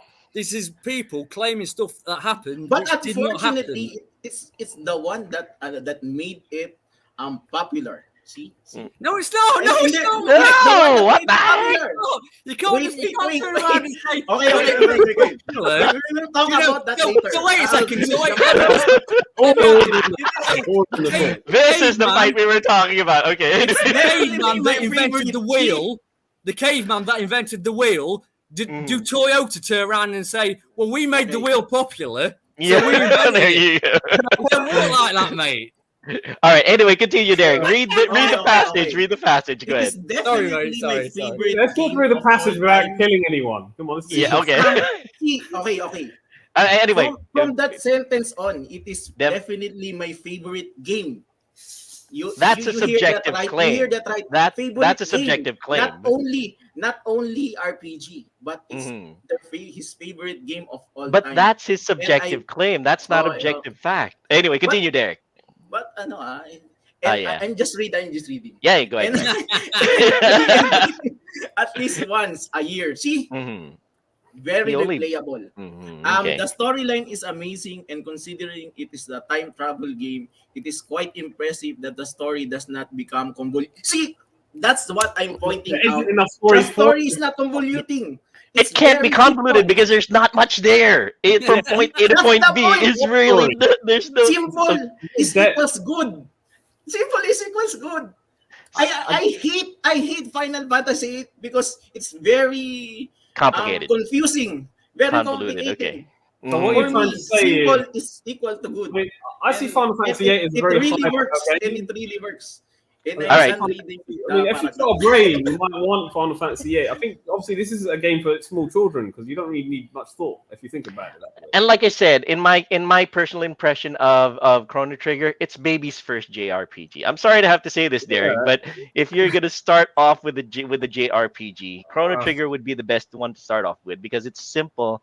Agreed. It's very simple. It's very easy I to don't agree digest. with Luis Valdez is telling Chrono Trigger is just complex. Not really. Every part of the game, they are pointing out how to defeat Lavos. That's their only mission, and then it is without a fluff. Well, I guess in Derek's point, to Derek's point, it's he likes the simplicity of it because it's very straightforward. I guess in Derek's straightforward. case, it's very straightforward. It doesn't get into too many. It doesn't get Ev- bogged down into too many details from what his point of view Yes, is. I every mean, part that's of the game, it points out So, to Lavos. And I only think that that's- is to defeat Lavos, and that's it. Mhm. I And think that's it's it. great- I And think no it's more great. fluff. I think it's great that you recognise that and that you identify that. Mhm. But what we also need to appreciate is some people like more complex stories. Yes. So when people are talking about a game as the best ever, you've kind of got to appreciate that there's a broad spectrum there. So, but my beef with that is my main beef with this game because it's not revolution. It wasn't as revolutionary as people make out. It did do revolutionary things, like with the time mechanic. So I'm not going to diss it for that. Mhm. We've just read out a claim there that I've read 1,000 times that a lot of people put forward, and the historical fact is Chrono Trigger did not do those things first. There were other games that did those things first. Every single thing that he's read out, then New Game Plus, multiple endings, dual text and triple text. Chrono Trigger copied those from other games. So let's give those other games credit, because that's only fair. I would say, to be fair, Chrono Trigger might be the first, might be the game that brought it all together in one package. yeah, I there can you give go. it that. Yeah, There you go. I can give it that. That's fair enough, mate. But you That's can't turn fair. around. You can't turn around and say it invented it. There's Exactly. A big Nobody difference. is saying that fantasy. He just Star did. Wars. He just said did it, it. He just said Oh, it. yeah, He just just kidding. did. Okay. The thing is, At this least is a few. something else. At least This a is something few. else to understand. You're only you're Making you're something the 5% of the people that making and something. the rest of the 95% we're saying Chrono Trigger made it the first. I think- That's the thing. I mean, for him to make a claim like that is very damaging because of the fact that it's historically inaccurate. It is What he's saying historically is, inaccurate. it's historically inaccurate because of the fact that I can give Chrono Trigger as the game that brought it all together. Sure, I can give it that. But for him to make a factual claim that Chrono Trigger is the first to do all of these individual things, that's just historically untrue. You've just dismissed. He just dismissed Zelda and Phantasy Star as a series in its entirety by saying those things that those series did. Chrono Trigger actually did, and it's damaging. We're a retro channel. We're meant to be telling people facts and preserving the historical facts Absolutely. of retro gaming. Absolutely. And you've got we can't be telling people actually because I like this game because it's special to me. I'm going to say that it did things that it didn't because I like this game. It's not right. It's not right. Yes. Remember, we as timeless gamers, we always do our very best to stick to historical accuracy and factual reporting. I mean, sure, we can toss in a lot of enjoyable moments, but the fact is we do not want to mislead our audience or anybody who relies on us for information. But yeah, in Dan's, he wants to stick to the facts. And in Derek's case, he might be expressing it incorrectly that it's the first one, but it is likely the first one that brought it all together. So that's Derek's contention, and maybe the poster's contention as well. But you know, they were expressing it incorrectly. Anyway, I'd like to hear. I'm interested. Not I'm just me. interested in. Okay. Joel, not just me. That's everyone's. Can we talk about? Can we move on? Or the 95%. That's the 95% of the people, not just Okay, me. That's the right. 95%. Derek, And 5% of the people. Derek, stop. Just listen to what you're saying. You're saying 95%. So if 95% of the people say the Earth is flat, Okay, you've all got that the- doesn't make it true. That does not make it true. Yeah, that's true. That's true. You go, to a Viraj. village, you go to a village and they don't know what science You is. need and to they'll- accept. You need to accept that. There you go. So, let's talk I about can just see the steam coming out of Dad's ear right now. Let's talk about the battle system. Let's move on. Well, Okay. Well, don't if know. anything else, ladies and gentlemen, it gives more color to Sir Dan's face. Yeah, that's true. That's very true. That's Just pretty, wanted to say that's so. pretty racist. That's so racist, man. Oh, you're So- here's I'll give my Dad. Well, I'll give my Italian. piece. Dad, you're talking I'll to give Asians my here. We piece. are racist.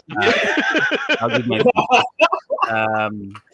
So with Chrono Trigger, Okay, go. I'll give props to Sir to all of these panelists that we have here, raising points in their own accord. Mhm, Sir Joel might be an author. mhm. I'm a fan fiction writer. A lousy one at that. Yes. Well, That said. no, come on. That said, Okay. when I or at the beginning of the game, so you save Marl, apprehensively. If I'm injecting my character, as I said, I'm a creep. Okay.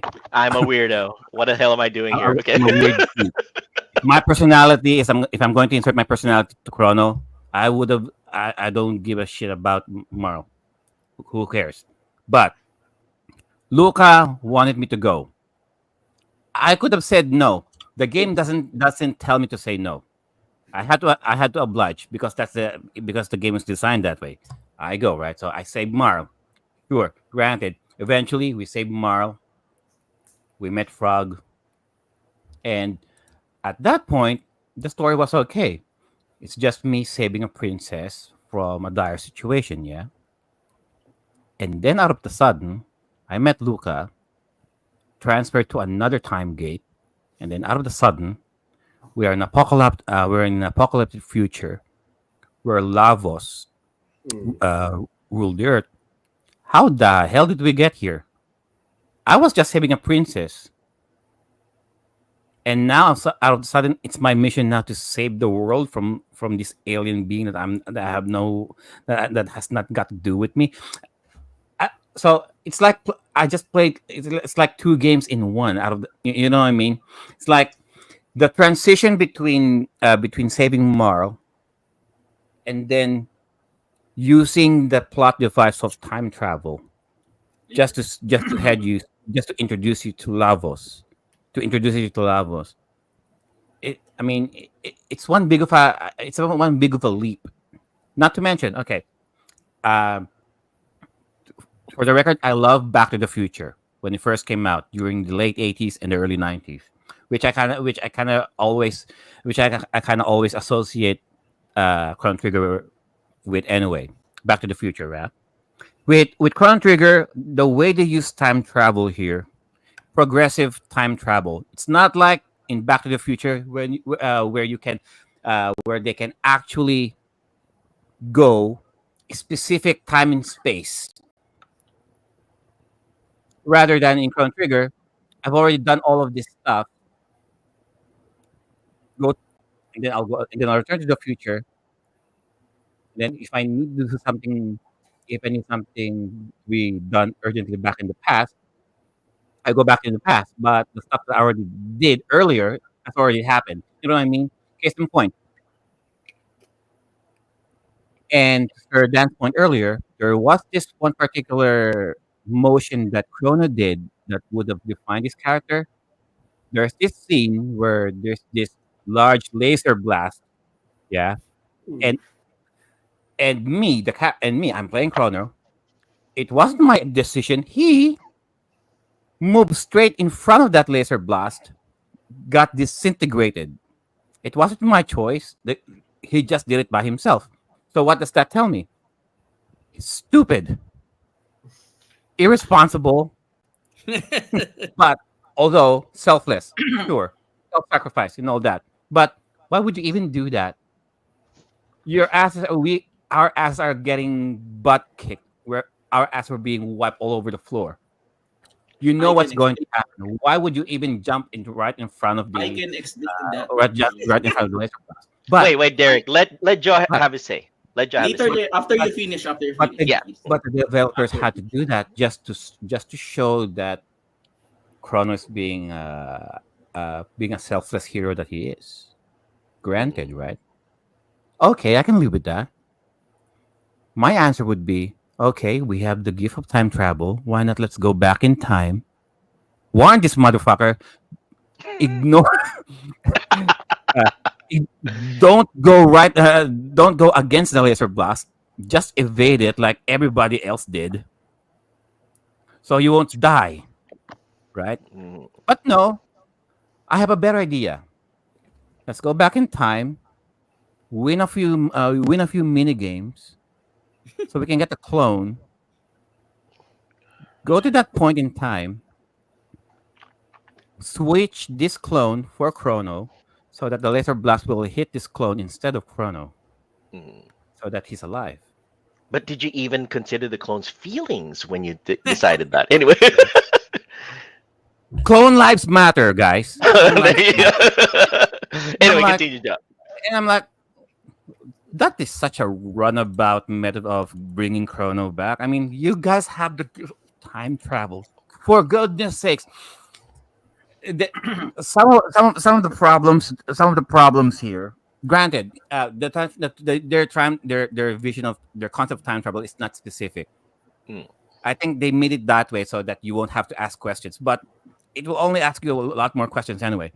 Mhm. Because their time travel is not specific. You cannot really say that. Okay, if you have the gift of time travel, most of these most of these results that you're dealing with will be remedied if you go back in time and change the way you did. Another case in point with to all of you guys who knows the game Radiant Historia. With Radiant Yes. Historia, they played time travel a lot better because they stopped to very important poignant um, periods of the timeline where you can select two life altering decisions. If you're not happy with that, it will tangent to another timeline where the results where things will be different if you choose this one. And if you're not happy with that, you can always go back to that certain point and choose another tangent where things go differently again. Well, what I'm saying is, uh, they could have played with time travel a little bit more in this regard, but they use the concept of time travel here out of convenience, if that makes sense, out of plot convenience.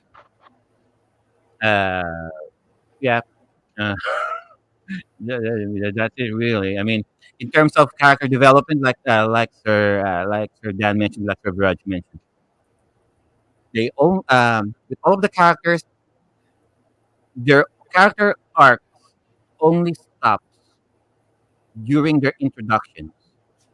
Their character arcs, I felt that they never really developed it throughout the game, throughout the plotline. As the forest progresses, there's nothing that really adds to their character arc except for Frog.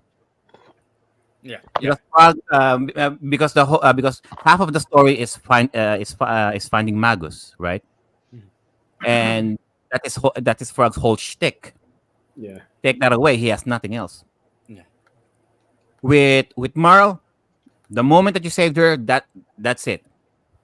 You don't. With Luca, with Luca, she's like I said, she's just there to push the sciencey stuff along. Mm. With Robo, once you go to the future, he's just there to introduce you to to the future. This is how bad things are. With Isla, she's just introduced as the as a chieftain of the village, fight with the lizard people. That's it, really. Eventually, you will have your character side quests to further develop their characters. But that being said, it's just hours before the end of the game, and I'm like, why are we developing their characters now? And I was playing streaming Chrono Trigger. I was already pointing at that game before the final fight with Lavos. The guide says, okay, you can do this character because you have the flying epoch now. You can do all of these side quests now to further the character arc. And I'm like, so why aren't we supposed to develop their character arc during the whole course of the main plot? Why are we doing their character arcs now? That said, but he did it right. Mhm. So, in terms of storytelling point of view, they could have made it a little bit more streamlined, a little bit more linear in terms of storytelling. Let their characters develop and integrated to the main plot as well, not just Frog. Mm. And again, Yeah. like I mentioned, Frog, because he's the most fleshed out character, he should have been the. I would have accepted if Frog is the main character of the game. He looks like a frog, but at least he has more character than Chrono's sword. Go, then Goku light. Okay. Anyway, and that's saying something because Goku is pretty light already. Anyway. All No, right. that's, Yeah. Go ahead. no, Yeah. so Go ahead. Dan. that's dead on, mate. I think that big. Well, we've talked about it before. That big gap in the middle, and I know Viraj is chomping at the bit chomping at the bit to get to dig deeper into that middle. Mhm. So let's talk about the gameplay. All right, sounds good.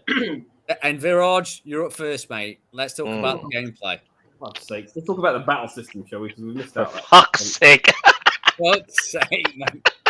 Yes, notes. Oh yeah, I know. What are you getting upset about for? I think that's a large chunk of the game. That is the gameplay. is. The battle It system, is. yeah. Yes. That is what we're talking about. And The guts of the game, as you described it the other day. The guts Yes. of the game. that's the Go game, ahead. and that's what it comes down to. Now, I know there are some people had their testimonials, and they said, "Oh, this is a first," and all this, and we've gone through this. I don't want to bring that up again because we'll be here all day.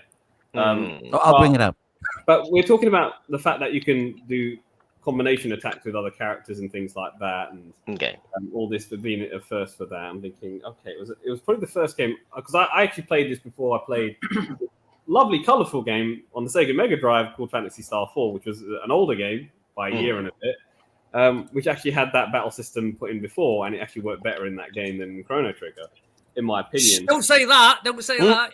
Oh, sorry, but it did. But going back to Chrono Trigger, it was. I mean, I think that's why people have this misconception that it's like it had a lot of firsts, because people, for whatever reason, this game shouted very loud, and people were compelled to play it, and people had their experiences playing this game before some of these other RPGs. I just want to put it out there that came before it. It's only when you play these other RPGs from a retrospective point of view, thinking, hang about, I've played Chrono Trigger. This happened before Chrono Trigger. Okay, this has this too. So I just want to put that there. But you do have a battle system, and you have two, obviously, with the newer version of Chrono Trigger on the DS and some of the updates that they've had prior to it being released. You have the two sort of battle systems as well. You obviously got the it's obviously the turn-based element of it, but now then you have like a timer where you can obviously wait until your character has strength enough to attack again, etc., etc. And that was something that I didn't really. That was the first game I played which had something like that, where okay, you got a set time before your character can attack again, and obviously if these levels are higher, ETV. that's yes. Yeah, So that yeah. yes, that was really interesting. I actually like that because I say I like that, but it was interesting because it was That first. was actually did Final in Fantasy. FF6. It started in FF6. Not really.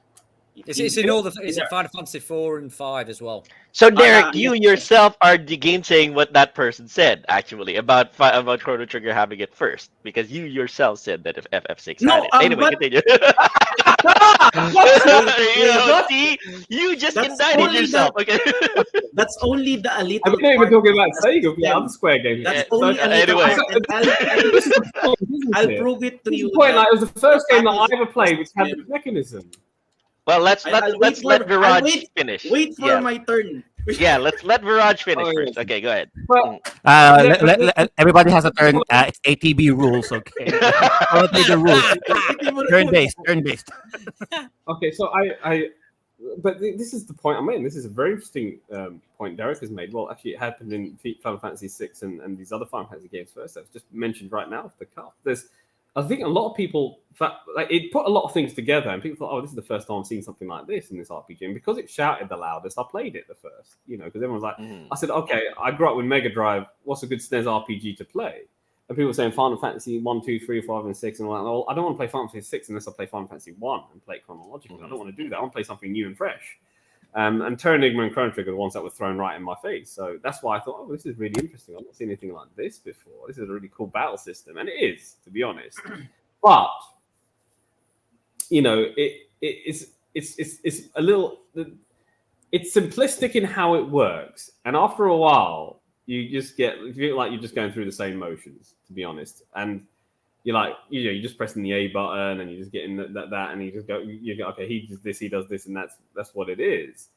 But yes, you can do these things, but you can find it tiresome, and you just want to sort of. I think the later renditions of Chrono Trigger and the DS allow you to allow that flexibility for you just to get through the game a bit better and more efficiently than the original SNES one. So I would say the best way to play it if you're going through using that battle system is the DS version, because there are a lot of quality of life improvements of just getting through the game and setting up a macro that allows you to get through things a lot quicker. But that battle system is quite simple. What it is, yes, you can use multiple attacks and things like that, but that's not.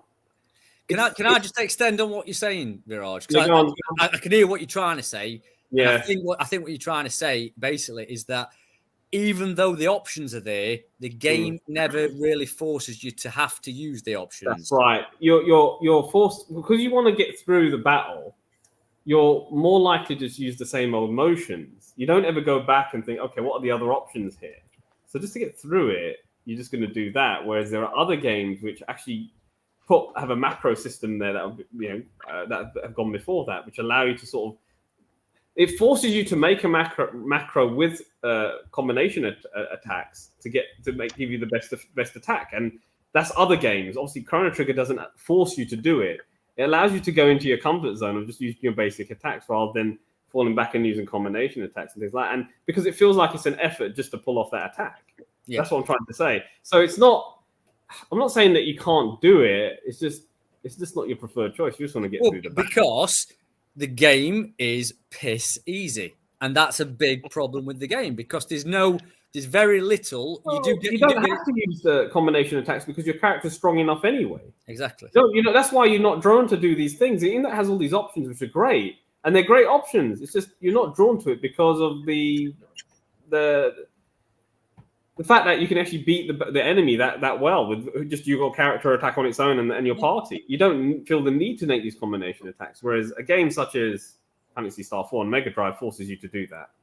You are compelled to find a way to beat a boss or a bad guy because your own attack is not strong enough. It's balanced. And the fighting system in Chrono Trigger loses its balance in the second and third act of this game. It just becomes easier because your character is so strong now, or your characters are so strong now, you don't feel compelled to use all these other options, which is the programmers have brilliantly programmed in. It's like they missed a trick here. They should have made the game a bit more challenging, so you're forced as a player to use these things. So yes, the game is designed to be great, but it doesn't quite fulfill that potential when we're looking at that battle system. That's what I'm trying to say here. Does that make sense? Totally. I totally agree with that, mate. And it's not the infrastructure, but it's like they forgot to make the game more challenging towards the end. And maybe they deliberately decided not to because it's on a Nintendo system. Yeah. And right. it is now. Sorry. Go ahead. Finish up, Dan, and then I'd like to hear Derek's counterpoint to what Viraj is trying to say. Dan, respond first, and then Derek will respond. I'll expand on that. A great example is the last time I played it through, you have the slash option, which is an option that if you get a set of enemies in a line, it hits all them through, which is I think that's a fantastic, innovative way of doing the battle. Mm-hmm. So, I think it's great. I think that's great. The problem is, I counted how many times I had to use that as I played through it. I used it twice throughout the entire game because there were no enemy challenges that forced me to have to use that. You can use it as an option more, but like Viraj says, it's a by the by. Do you know what I mean? It's once you get to an enemy, you can literally a lot of fights just press the A button and it goes through it. So for me, a lot of Chrono Triggers, that's one of the biggest issues for me. I can't stay invested in the game, especially that middle section, because when there's no story, the gameplay is under the spotlight, and the gameplay for that section is just boring. I think it's flat out boring myself because it's too easy. It's too easy, and the boss fights are very predictable. They're so easy to figure out. The boss fights, they've got patterns. You have to do them, but you just figure them out. And the items that you pick up do a lot of the work. If you pick up an item, you pick up the vest that protects you from fire. Stuff like your Tyrannosaurus or whatever it's called fight, you just don't get injured. So to me, when you've come from a Phantasy Star background or a game like that, and you have to think about every fight, Phantasy Star 2 is one of the hardest games I've ever played as an RPG. So when you're as a 10-year-old kid and you're raised watching every item, every decision you make, every fight, and then you get to Chrono Trigger, it just bores. It's just boring gameplay wise. There's no danger of you getting game over. Wait. Before we get to that, I'd like to hear Derek's counterpoints because he seems to have a lot of things to say. Biting his tongue, he's biting his tongue. Counter Okay. what Dan is saying right now. Derek, for your benefit, if you'd like to say stuff in Tagalog, I'll translate for you. Don't worry about it. Okay, Go if on. there's anything hard for me to explain, so Yes, you'll be the one absolutely. to. Okay. Yes, I got First, I need to rebuttal about the slash.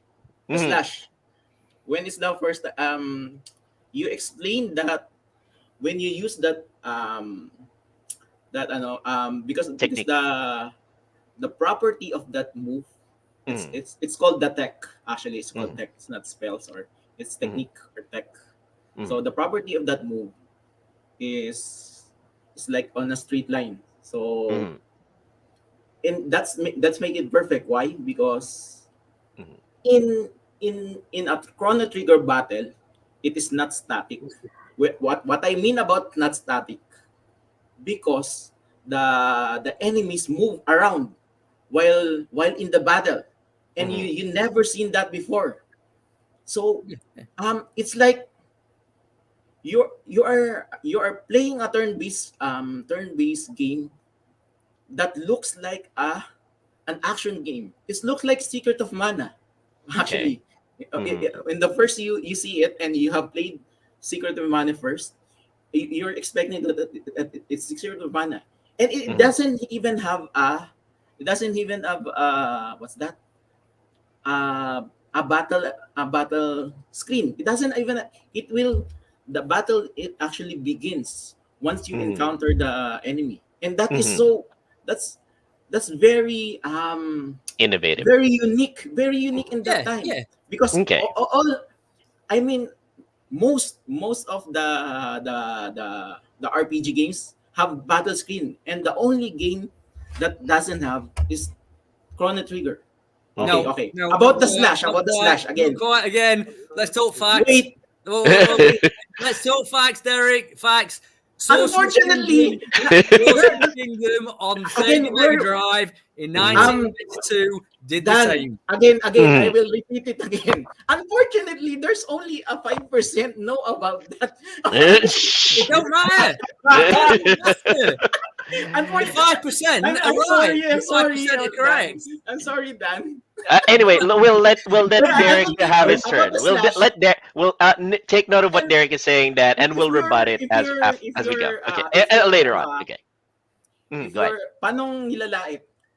If you're English being na lang. If you're being derogatory, if you're being about that derogatory. slash move, Mhm. you if if you if you are that really interested with the Mhm. if you're really into immersed, if you're really immersed in the game, Okay. you will encounter some NPCs Mhm. that will tell about that move, that slash Mhm. move. Okay. Okay, you can Mhm. actually use that in the very first, not in the very first, in the second boss of the Mhm. game, the slash. Okay. The game will tell you the dragon. Yes. If you remember the dragon, the robotic Mhm. dragon, Mhm. the game itself will tell you it is charging. It will it's charging or it's charging for Yeah, that's true. very Friend strong Sack. attack. Mhm. That Yeah. the his the monster's strongest attack is the Sasagasa. The What is it one where in it English? runs over. The It one that runs over everybody. Okay. the one that runs over. Yeah. Mhm. If you read that well, Mhm. actually some of the NPCs are suggesting you that you slash to that you Mhm. slash when he's recharging his attack. Mhm. So once you use slash, it will cancel. It will cancel. That's the Mhm. property. That's what Okay. make it that's what make it unique.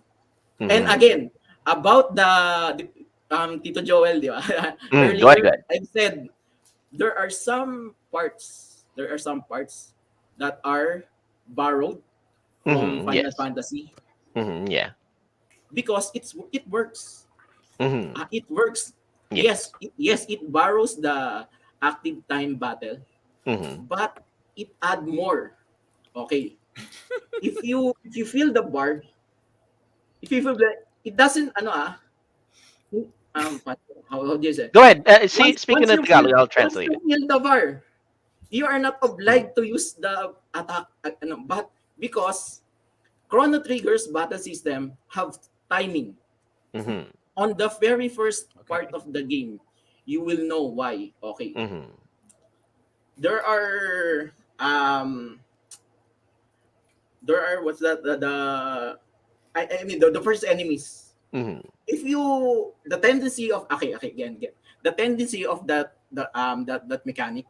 Mm-hmm. If you're waiting, see, if you're waiting for the bar to fill, the Yeah. tendency of that is the player has to what's your instinct? You To need to use the magic so that hindi masasayang.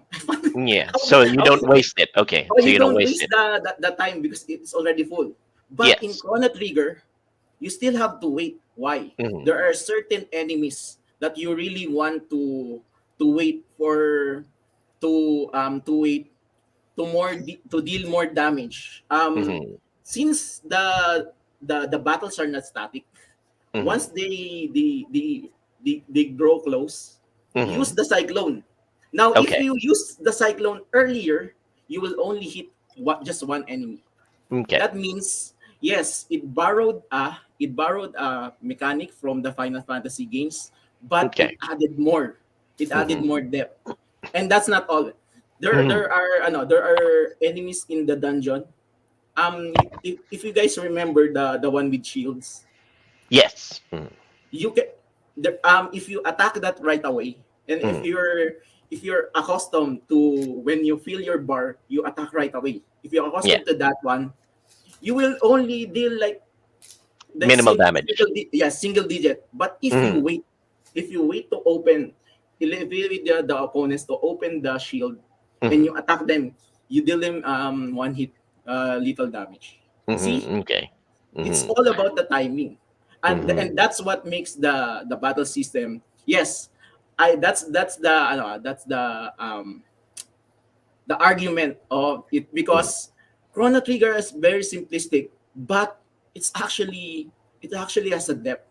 It's Mm-hmm. actually has a depth. Derek is arguing basically if you dig deep enough into the mechanics of the game, it is complex. Now, Okay. it is. I guess what Derek's argument is, it's as complex as you want it to be. I guess Uh, in. okay.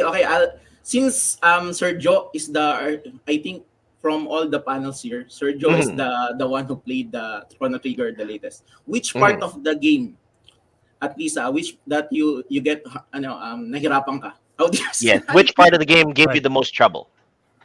Right. Which part? I can actually guess. I can actually guess. Okay, there But you go. Right. go, drop one. Mhm, During all of my playthrough, the one opponent that I really had difficulty fighting was Lavos mm. ending game. Okay. But to Sir Derek's point, he's right. But that's The I safest will yeah, I'll try to sige go. yeah. Go ahead. There are various ways how to play Chrono Trigger in terms of the combat. My method is Oh, a bit I more think there safer. you go. Mine's a bit more safer. Yeah. So my method is a bit more safer in terms of my party. Mm-hmm, There should always be a healer.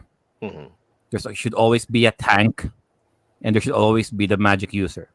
mm-hmm, To Sir Derek's point, there are enemies that will respond better against magic. There are some opponents that will respond better with blatant force. attacks Mm-hmm, and attacks and force, right? yes. Mm-hmm, And of course, you always need someone who can heal. I use Frog most of the time because he's he he's to my opinion he's all around he's a all rounder. He can mm-hmm, attack, he can heal, and he can use magic as well. mm-hmm. I will only use Isla for boss battles. Why? Because of her triple kick. Okay. Chrono, um, uh, Chrono, sure. Uh, he's a default guy. Uh, so in terms of strength, he's only second to I would say Robo in terms of strength, Mhm. right?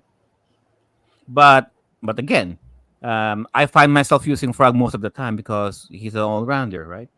He can use magic, attack, as I mentioned, and heal. Mhm. In terms of the enemies, I would give it to Sir Derek in Chrono Trigger because it's not about pressing A all the time. There you go. That's A few correct. times I need to understand the behavior of the opponents as well. If Mhm. I'm strong enough, sure. If I'm level 99 through the help of a magical genie, if I cheat my way, Yeah. I could just use A all the time. But no. Mhm. Um, There Let you me go. just say though, man. eventually I found a strategy. I found a strategy that worked for me. Mhm. Sir Dan saw me how to defeat one particular enemy. I used a strategy that I felt was effective, so I just stuck to that. Mhm. But it doesn't necessarily mean the same strategy will work in every single enemy, though. There you go. Mhm. I would give it to Sir Derek on that regard. No, Yeah, yeah. but then again, let me argue something on that. Dan's point is that you don't have to. Dan and Viraj's point is that you don't have to. Of the No, 100%, 95% of that can just be done pressing A. Because Not to use really. Derek's term, Not really. you can actually there were. I mean, take it from I'll somebody. Derek, okay, one okay, moment. okay, okay. okay. Take it from somebody who just most recently played Chrono Trigger on Android. We're talking about the Android version here. Android version has an auto battle button.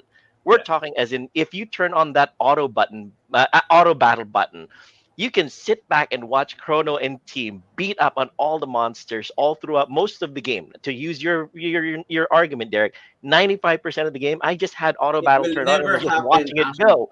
That's the It thing. will, In my case, it happened. I'm you can't invalidate my personal I experience on this one because of the fact that I actually personally did it through Android. 95% of the battles I went through using auto battle. The only I will time I let turned it you off was when I went into the boss battles, and I that was when I started having to think about what techniques I had to use, and that was about the only time. And afterwards, I turned on auto battle again, so that I can just continue with it. Honestly, sorry to have to say this, Derek, but I see both sides' points. In Virage's and Dan's case, the A spam portion is blatantly clear to me because even Chrono Trigger completely admits to it by having put that auto battle button in the Android version. They admit to themselves that 95% of their battles are boring. It's just automatic. You can just force your way through them. You don't have to. And the thing about it is, Viraj put it succinctly. There is no compelling point for you to have to think about more complicated techniques. Sure, you can, but there's no compelling reason for you to want to because you can just force your way through. I'm sorry to have to say this, Derek, but yeah. Anyway, you can rebut me. Go ahead. Go ahead, yes, Derek. yes. You can mention the There's a boss specific battles. Mm, yes. there's a okay, can I Go ahead. Go ahead. Go there's ahead, Derek. okay, I'll let paano bang sasabihin na ipapaalala ko kay kay Remind. Sir Joe. Remind you. I will Mm, remind Sir Joe, I think if no most I think most of the players would have a hard time in the mhm. Zil. I no the floating palace. Is it called Okay. Yeah, palace? Zil. Yeah. There are robots that are colored in that are colored Mhm, there are blue, red, and yellow. mhm, I first. What's the norm? mhm. What's the norm in most of the RPGs? Pick Like what? the best attack. Pick the best Mhm. attack and use Yeah. it all throughout the game, and you will get Spam it. Final Fantasy 6. Okay, spam it. Final Fantasy 6. The best weapon is Ultima. The best spell. Mhm, You can beat if you just teach all Ultima on mhm. and you will beat the game easily. But that Okay. will not happen in Chrono Trigger. Okay. Mhm. Um one of the best attacks in Chrono Trigger is Luminaire. That is Okay. from it's Yeah. almost the same as Ultima, only color yellow. Mhm, that's like a yellow version of Ultima. Okay. mhm, In Zeal Palace, mhm. try using Ultima in those robots. The Okay. yellow, Mhm, the red, the blue. mhm, Their ano yung ugali? Their attitude, their their stance, or attitude or their response. Mhm, Once Yeah. they're hit with a different, or let's say example, the mhm, red one, the red robot, once they're mhm, hit with the yellow, which is mhm. the lightning, Yeah. it will retaliate um fire two. Is that fire, Mhm, the red one? It will retire fire two. It will destroy your it will damage all your party. yes. Go ahead. Since in that battle you have red, blue, and yellow. Mhm, So the once you hit the other ones, the blue one, it will also retaliate, but mhm. it will be effective on the yellow. On the yellow. Okay. Oh, if you Mhm. spam like it will actually delete your party. Mhm. Have you tried that one? Have you experienced that one? Sir Me Joe, first. Joe, go ahead. Sir Joe, have you experienced that? Have you tried using Luminar, the best weapon in the or the best spell on that part? Mhm.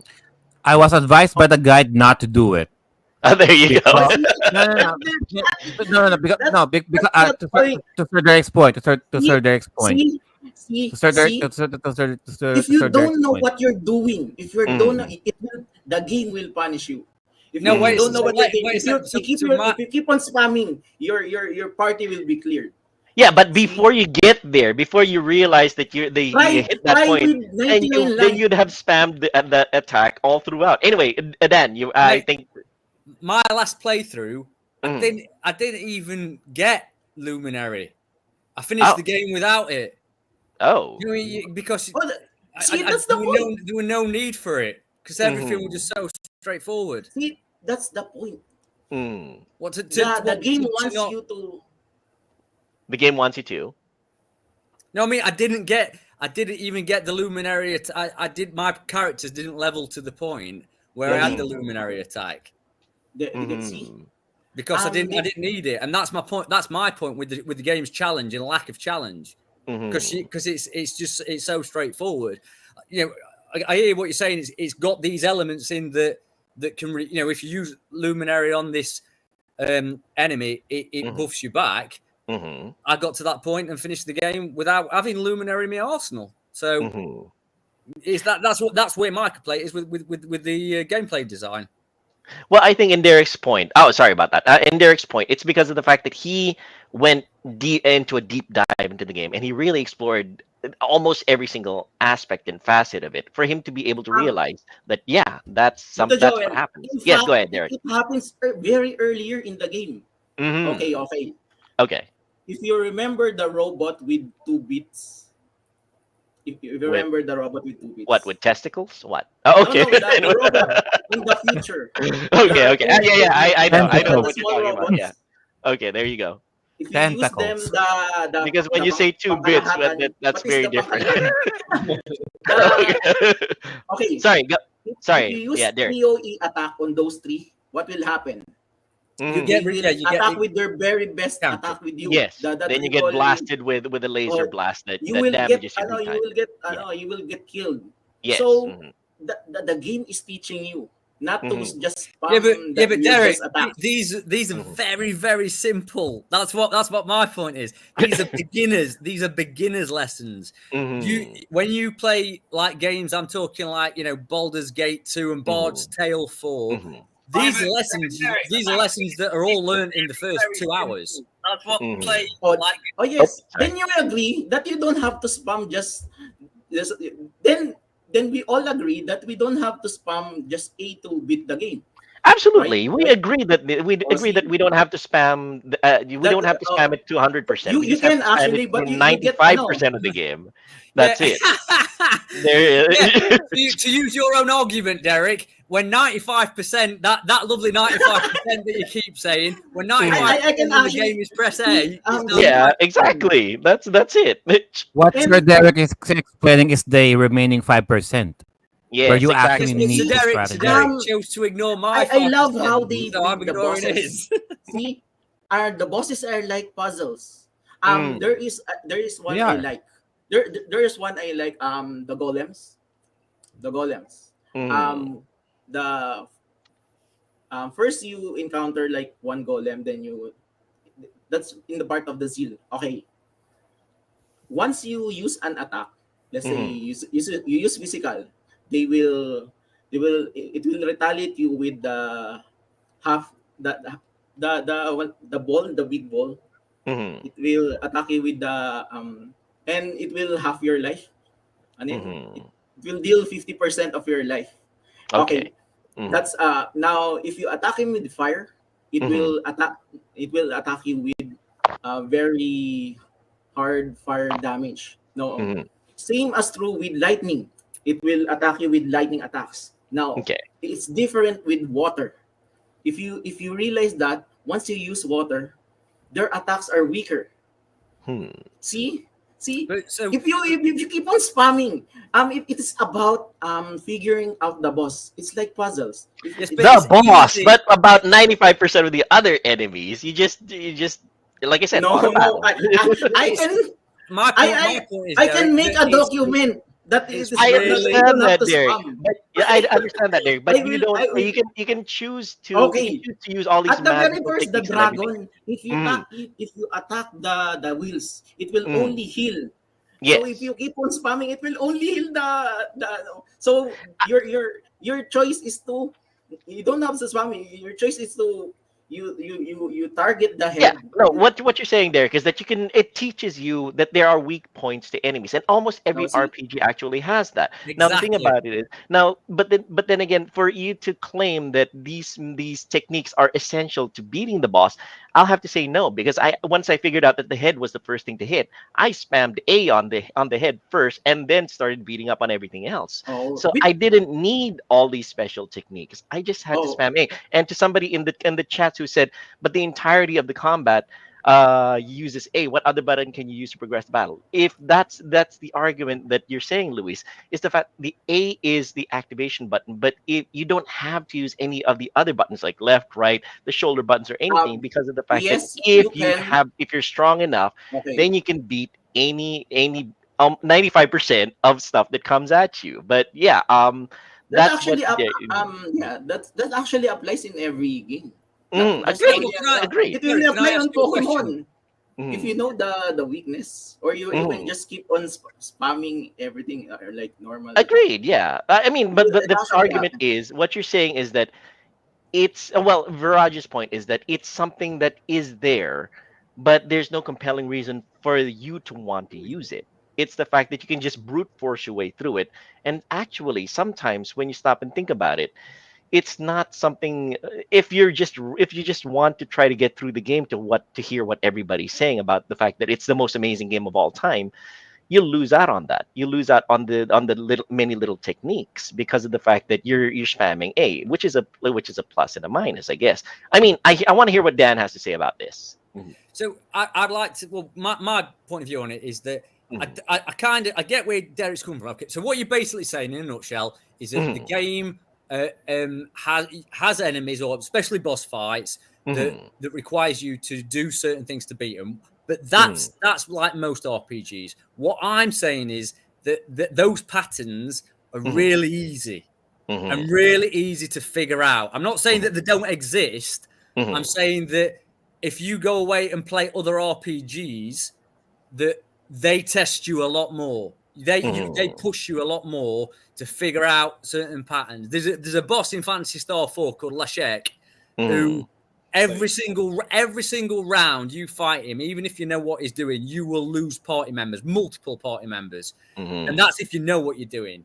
When you mhm, Yeah. first get there, wipe you out. Now, Chrono Trigger's big failing for me is that you only have 3 party members, and mhm, that limited the programmers to how much they could push back in these battles, because they could mhm, not risk, because it's the built game easy to get into.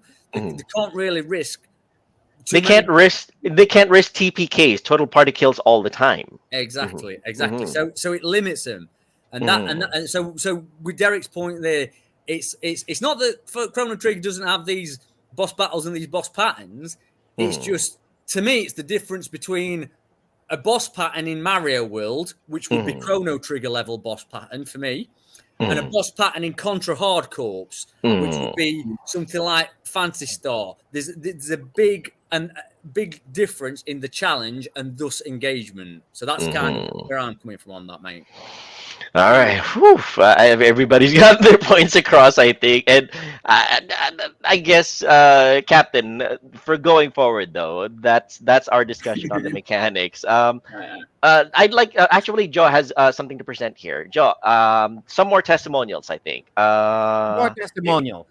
Yes. Okay. Let's let Sir Derek read all of these. Uninterrupted, yeah. guys. Which one? Okay. All right. All of it. Uninterrupted. We won't say anything. Go ahead, Derek. Uninterrupted. All of it.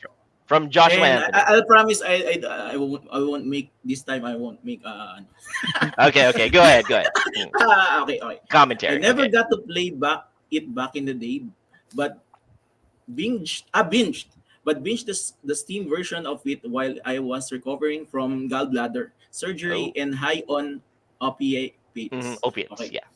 Opiates. I never really Narcotics. cared about JRPGs other than Dragon Quest V until I played Chrono, and since then I played a few other classics SNES era JRPGs, but none that have scratched that each Chrono did. Okay. And Jeremy Baraza, who says, go ahead, Derek. Okay. Personally, I think it's the best game ever made.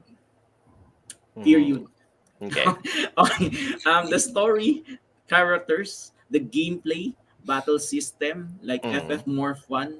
The side quest actually give you extra. That's what I'm telling. No commentary, Derek. Continue. Later. Okay, After continue. I read, Okay, go ahead. Because sorry. Wait, Derek. Continue with the comment first. Later. Yeah. Extra story. Okay, back in the reading. The side quests actually give you extra story and the best equipment, and the time travel is actually well done.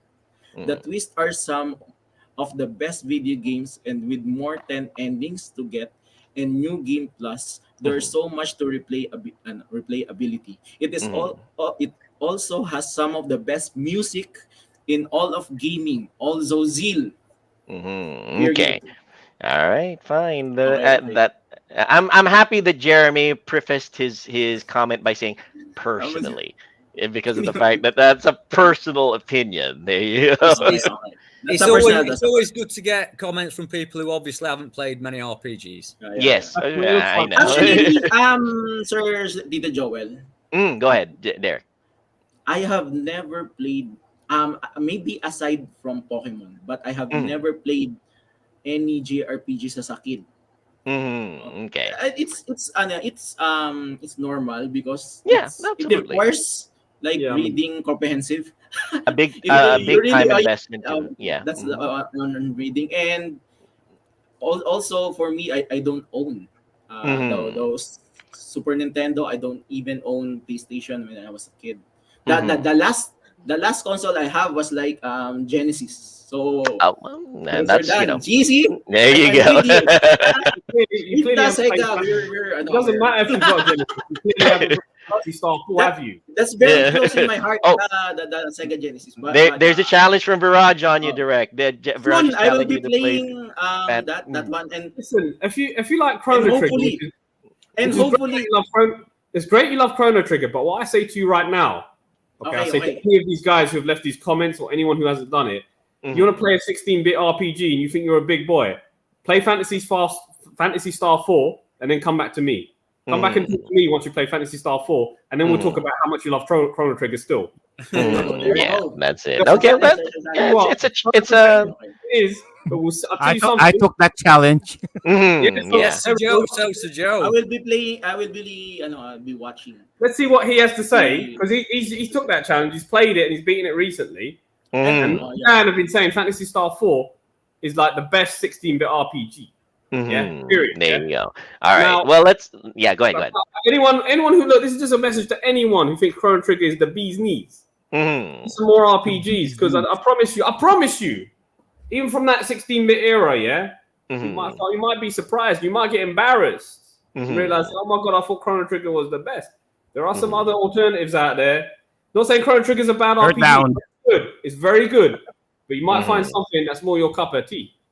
All right. That's I'd like to comment here first on what Christopher Abastado is saying. I hope you understand, Eric. He's a late bloomer. Let him enjoy games he's never played before. And There you go. actually, we're not Chrono taking that Trigger, away from Derek. Tito Joel. Chrono Trigger is Yeah, we're is not my taking favorite that away from Derek. first Actually, his subjective opinion on how good Chrono Trigger is Mm. perfectly valid in terms of how he feels about it. And that's we're not taking that away from him. We're just trying to combat information that is inaccurate, especially regarding the fact that that people are claiming that Chrono Trigger did this first and did that first. We're trying to battle that. We're trying to make sure that that is corrected and is there you go. Siebert Silaga. Sir Siebert says Receiver, the Chrono best. Trigger is the Fantasy best Star. RPG ever. Anyway, It's Jaw my- Jaw is Go ahead. would like to throw in his 2 cents. Go ahead. No, I'm just enjoying you guys battling it all out. No, to Sir Viraj's point, guys, he's right. Mhm, Calling something the best if you haven't really tried mhm. some others, it's not really a fair assessment, though. No, Yeah. we all do that. We tend to hyperbolate. We tend to exaggerate. Mhm, But keep in mind, there are a lot. There are other JRPGs that were released even before Chrono Trigger did. mhm. Okay, Yes. just because it's the first time you saw Chrono Trigger did something doesn't necessarily mean they did it. They did it first. Mhm. You might have experienced it first there, Mm. but it's not necessarily factually correct that it was the first that actually did it. So, Let's just be careful on what we say about that. I mean, mhm, subjectively, yes, we can, but by spreading it out as facts, we really need to be careful about that. mhm, In terms of Sir Viraj and Sir Dan keep mentioning Fantasy Star 4, mhm, and as in the Philippines, guys, we're more Nintendo. mhm, We were never There really you in go. tune with Sega. Yes. Granted, I played Fantasy Star 4, and in terms of story, I give more edge to Fantasy Star 4, mhm, despite some observations that I also presented to Sir Viraj and Sir Dan. A lot of times, every time I play Fantasy Star 4, and even with Chrono Trigger, I always do these rants, mhm, post post play rants to these guys, to Sir Viraj, Sir Joel, and Sir Dan, mhm, about how I play, about the story progression of Chrono Trigger and Fantasy Star 4, and we always have these healthy debates. mhm, Why the developers did this? Why the developers did that? Why the game did this? Why the game did that? So and that's part of the conversation, guys.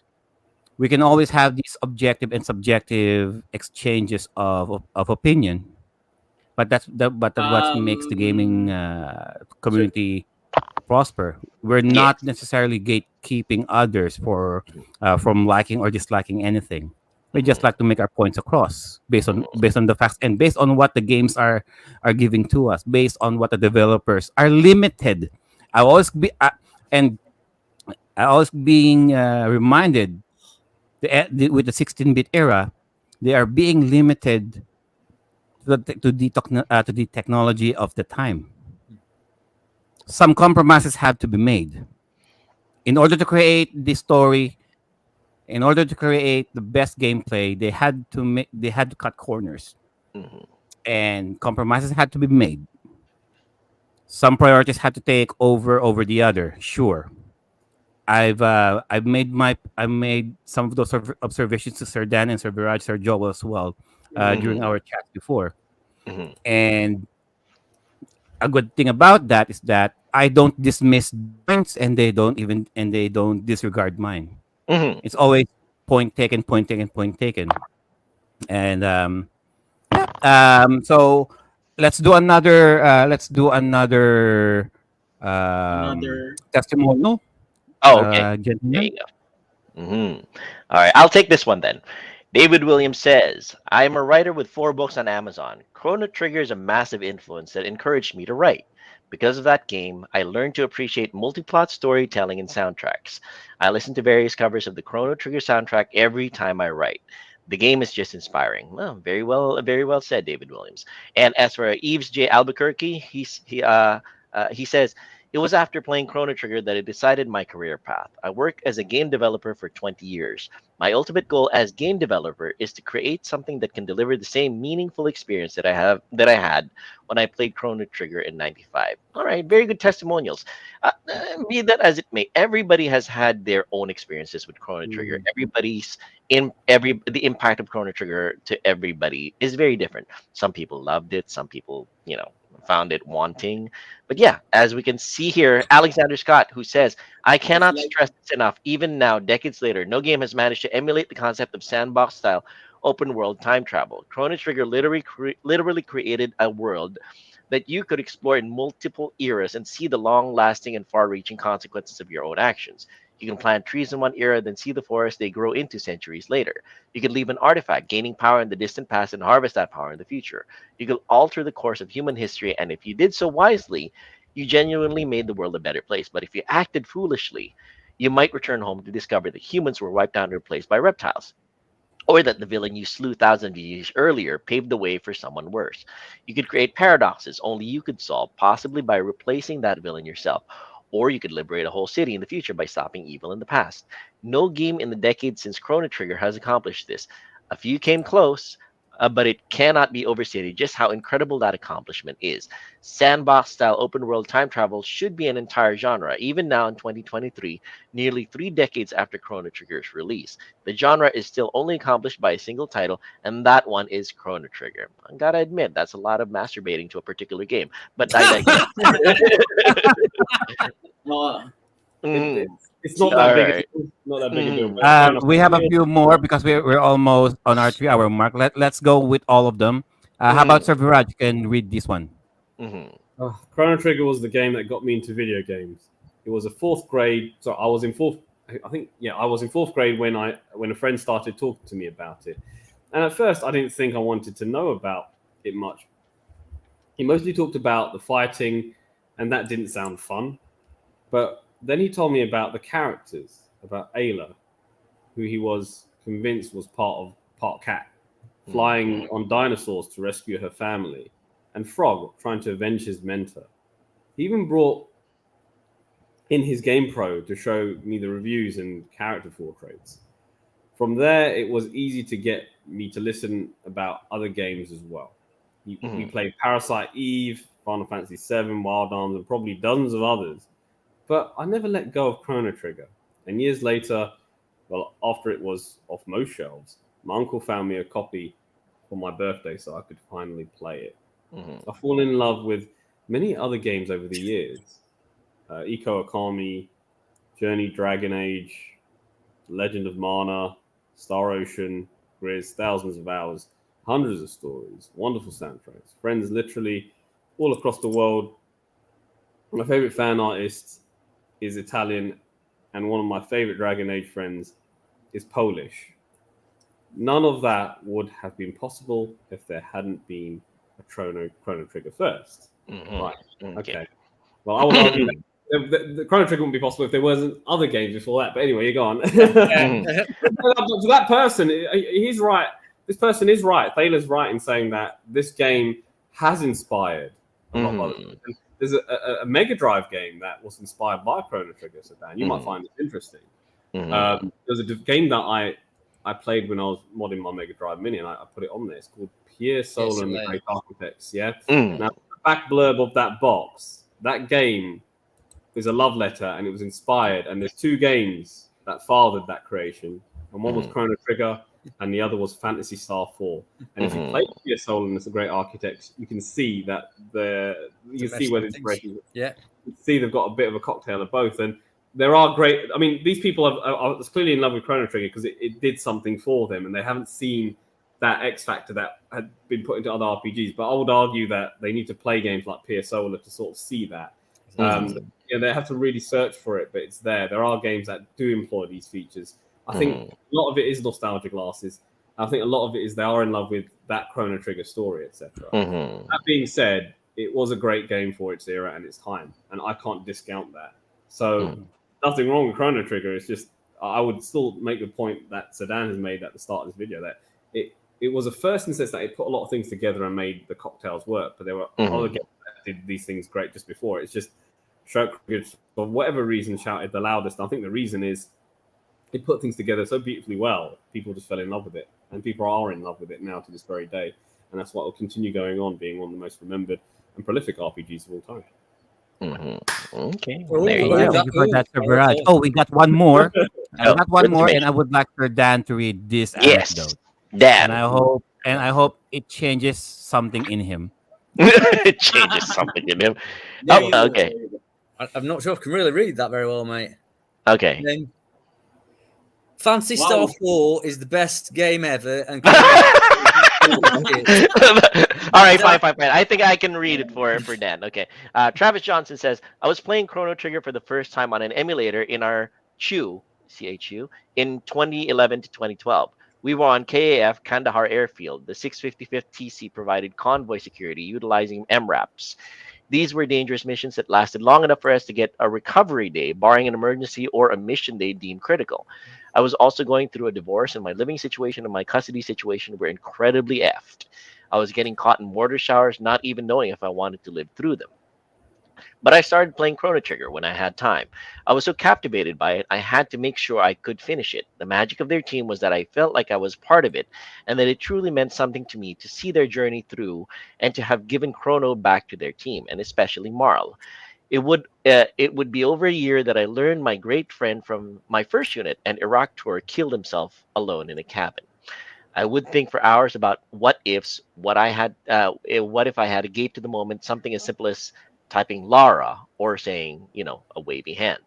The gate never appeared, but I lived in our time together in my memories, like I was there. And there is a train station where we waited at to go from Fort Jackson to Fort Bragg.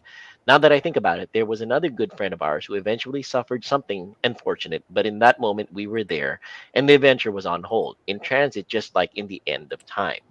Not only was Chrono Trigger such an amazing experience, since I love DBZ and Akira Toriyama, and the time battle system with enemies that relocate during the fight with combinations and techniques, but it gave me the idea to create my own end of time. And yes, it's just something I pretended to be in, but how amazing is it to sit under the streetlight with your team as the music plays?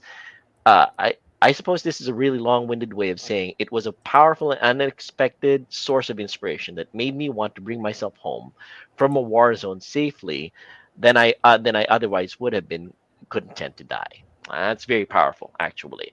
You can't discount subjective experience when it comes to Chrono Trigger or particular games. Heck, some games are so offbeat that if you have personal experience with them, that's your subjective and personal story to tell. And to illustrate, that one was really powerful, if you ask me. So yeah, to you, Dan. Well, yeah, I mean that type of story. If anything gets you through any situations like that, it's a good thing. You know what I mean? So it's hard to pick something apart when they've attached their emotional feelings for that. But I don't think that hasn't changed my mind. That I think Chrono Trigger's an overrated game. Sorry, sorry, boys. Yes, there you go. Everybody has their own experiences and their own story to tell. A lot of people have positive stories to tell about Chrono Trigger. Joshua Hunt says, Dan, you got to admit that the SNES was an RPG powerhouse, and some of the best RPGs ever came out on the console. Yes. Well, I mean, yeah. There's nobody contesting that. Let's Nobody's be honest. contesting that. I've played through. I'm not being funny, Josh. I've played through more SNES games than you probably have. Over 300. Out of them, 60 were RPGs. 10, I'd probably replay. So, would you call that a power? I mean, it's got good RPGs on the system. I think all the systems are as good. So I don't. So that I mean, PlayStation 1. I think Mega Drive. There was as many as I enjoyed on your Sega Mega Drive and your Sega CD. PlayStation 2, Xbox 360, PC. PS1, PS2 was the RPG. All right, and I'd like to read Jerome San Diego's message here. Guys, can you tell me other RPGs having 10 endings and you need to replay your game for 10 times to know if it's a good or bad decision? I can say that it's a game that you can have multiple endings for. There's been a few, actually. There's Star Ocean. Star Ocean Evolution's got 100 endings. Yes. Star Ocean Second Story's got 87 endings. Yes. Shin Yuba Scramble's got 20K. 85 endings. Princess Maker 2's got 74 endings. Time Traveler's got 71 endings. Blaze Blue Continuum Shift's got 62 endings. Yeah. So there's quite a few there. There is quite a few, and honestly, those who are touting Chrono Trigger as the be all and end all of multiple endings, I'm sorry to have to say, you guys, but you have to broaden your horizons. You gotta have to check out other stuff, and we don't fault you for having a good opinion of Chrono Trigger because it was the game that popped your cherry. Sure, that's perfectly fine with regards to multiple endings, but for you to tout that it's the very best of all time, especially with multiple endings, I'm sorry to have to say that's just factually incorrect. Raj had something to say. Oh, I was just saying that before the multiple ending, obviously there's this game on Mega Drive called Phantasy Star 3. That has some multiple things as well. Yeah. So my issue is when people say Chrono Trigger was the first to do this. The first. It was the first to probably put all these great concepts that other RPGs had together, maybe. Yeah, I'll give it that, maybe. I think we mentioned it earlier in the chat. But, there were other great RPGs before, and I think it borrowed a lot of elements. Chrono Trigger itself was probably inspired by a lot of other great RPGs before it, and it put it together. A lot of young people sort of gravitated towards it, and people go on about it. And Chrono Trigger itself was an inspiration for other RPGs like PS Solar, which I mentioned just moments ago. So we have that. We've got it. While PS1 and PS2 was a huge RPG machine, you've got to admit that SNES was also an RPG OG, original gangster. I think if we talk about the Super Nintendo now, because obviously we're going off, we'll probably be very quick with this because I want to the Chrono Trigger. I think Super Nintendo continued that NES thing where Square did make games with the NES, and they're just going to continue. So Nintendo in itself did have a lot of people who program RPGs for that format, and the Nintendo Super Nintendo format did have a nice sort of orchestrated sound chip. It allowed for more colors, shall we say, than say Mega Drive, which is probably why developers wanted to make RPGs for it. It had a lot of RPGs, so I will say it was probably the first system which had a good library of RPGs. Yeah, and that's one thing I will say about Super Nintendo. So I suppose the original G in the quantity of RPGs. If we talk about the quality, I think they were still learning to develop RPGs. I still think they were still learning to make games there. And I think they got better as the years went by. From 94, 95 was its best years, I thought. But then if we go towards like PlayStation 1 and PlayStation 2, I think that really was the golden era of role-playing games. And that's when people can really say that I enjoyed them and there wasn't really a bad one, to be honest. There wasn't anything that was bad because they had perfected it. You had a Red Book Audio CD. You had games that had so much more depth and length because of the CD format. They weren't short. They had a lot more variables they could program because they weren't restricted by memory. That's the bottom line I'm trying to say. PS1, it was not restricted by memory. Okay, and going forward, we have memory banks galore, and we can do whatever we want. But Sony PlayStation, the Sony solution, offered some really great RPGs. And by extension, for those of us who don't know, Sega Saturn 2, but that was only in Japan for most of us. So we never got to experience the greatness the Sega Saturn had because that was an RPG beast. Yeah, I haven't even played all the RPGs on there because I can't, because it's all in Japanese, but I know there's some gold there. And like anything holy in this world, it's in bloody Japan, and we don't have access to it. But going forward, I hope that answers your question, Josh, and my thoughts on that. Yeah, okay, it was the original pioneering sort of system to make RPGs popular for the West, I would say. I would say that. But going forward, but going back to Chrono Trigger, my final thoughts, because we're coming up to some time off here. It's a great game. It's a great game. It did a lot of interesting things that inspired RPG developers and people to want to do things in their lives. And it's great. It's wonderful. But it wasn't as pioneering as people sort of make it out to be, I would say. And that's why I think it's overrated. I think there's obviously holes you can pot in this game. But I'll tell you what, you can poke holes in any game if you look hard enough. Chrono Trigger is a great game. It deserves the respect that it got at the time. And even today, it's timeless. For me, it's not a game I'd ever want to replay. It's like a one game for me. All right. Now, I'd like to hear from the man of the hour, Derek. I'd like to hear your final thoughts. Okay. Yeah, maybe you're all. But yeah, I'm just saying my thoughts about the game. Because, Go ahead. Yeah, because Chrono Trigger is actually my very first RPG. Maybe aside from Pokemon. Yeah, it's my very first RPG that I have played and I beat all throughout. Mhm. Also, I have help because I have my viewers to to help me Yeah, to that's perfectly understand. fine. If Yeah, they go don't ahead. understand, yeah. And it's like the first yeah, it's the first that I enjoyed, and it Mhm. made me play more. Mhm. That's what make Chrono Trigger, and it um it really is really close to Mhm. my Yeah, that's and fine. yeah, Mhm. oh yeah, yeah, yeah. How can I say it with the ano ba, yung safe. Even if you say in Tagalog, I'll translate it. Go ahead, say it. Hindi yung safe yeah. Yeah, nga. If if if if yung mga if you're if there's really kung meron man sa inyo mga gustong mag-try or yung mga just like me that have never played have never played RPGs before, I Mhm. really suggest Chrono Trigger. I play Chrono Trigger first since it is the it's a very beginner friendly game. It's a very Mhm. beginner friendly Yeah. game. No? So yeah, it's easy. That's Mhm. what makes it good. Mhm. Since it's easier to pick and to play, right? Mhm.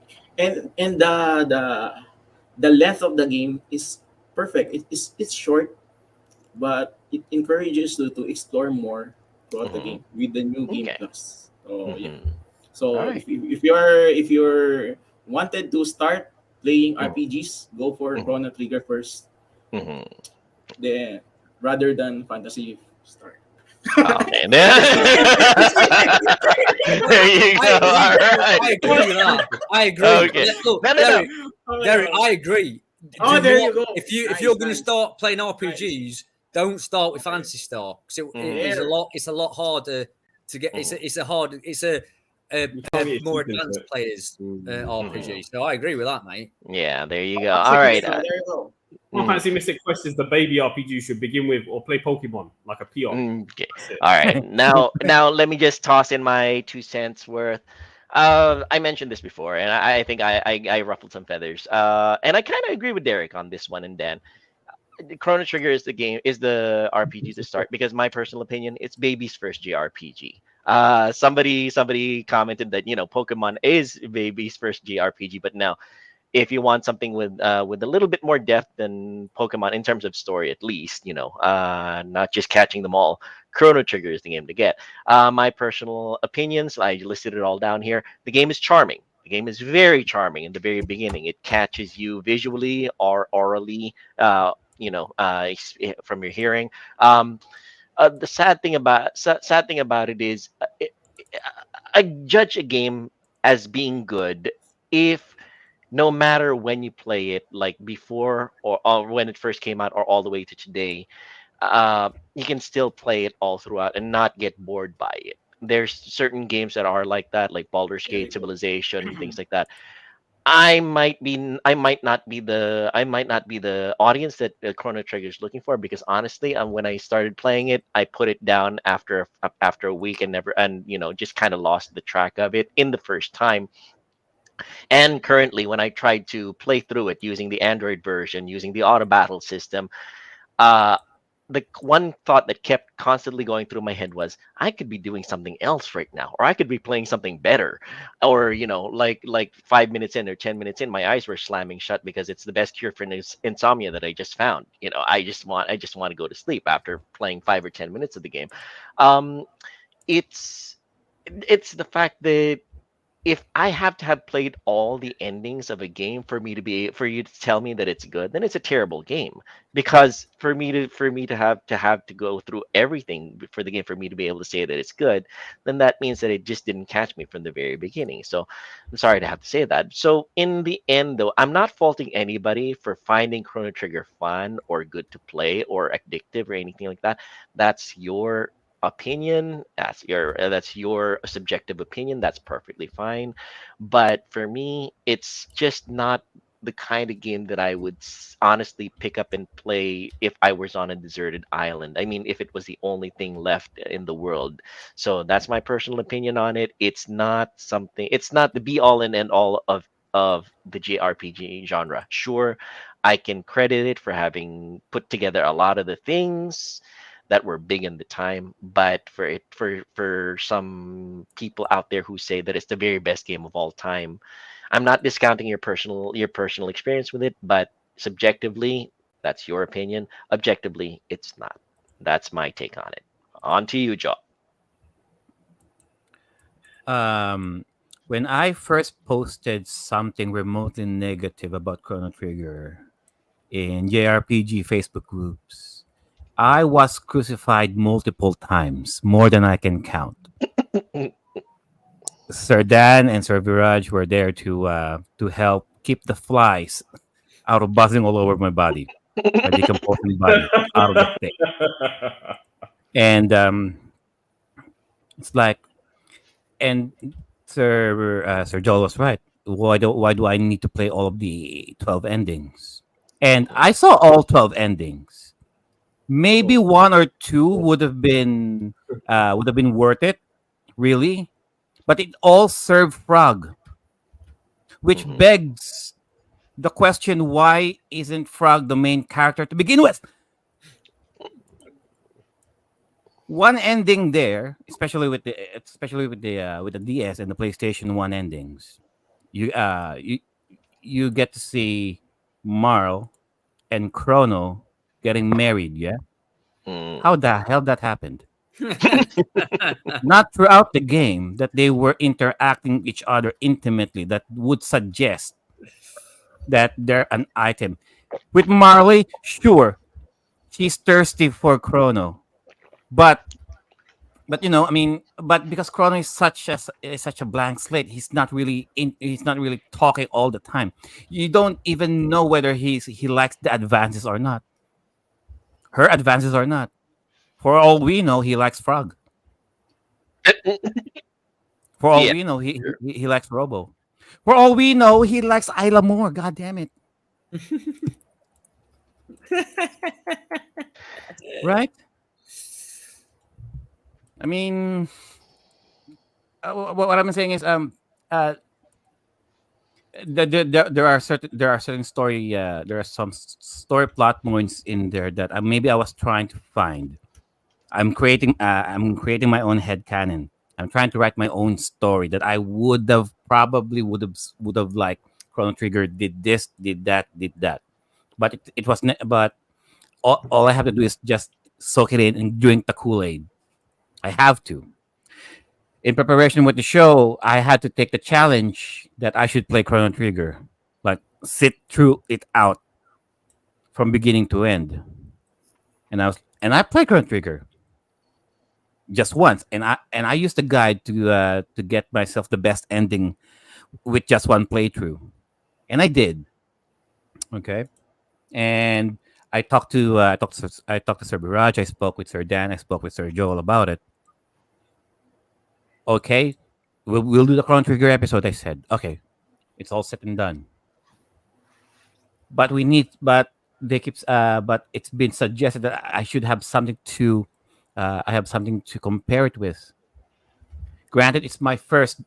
Believe it or not, guys, it was my first JRPG that I finished for the Super Nintendo.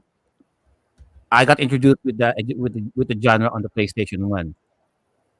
Sir Dan pointed out that I'm a story guy.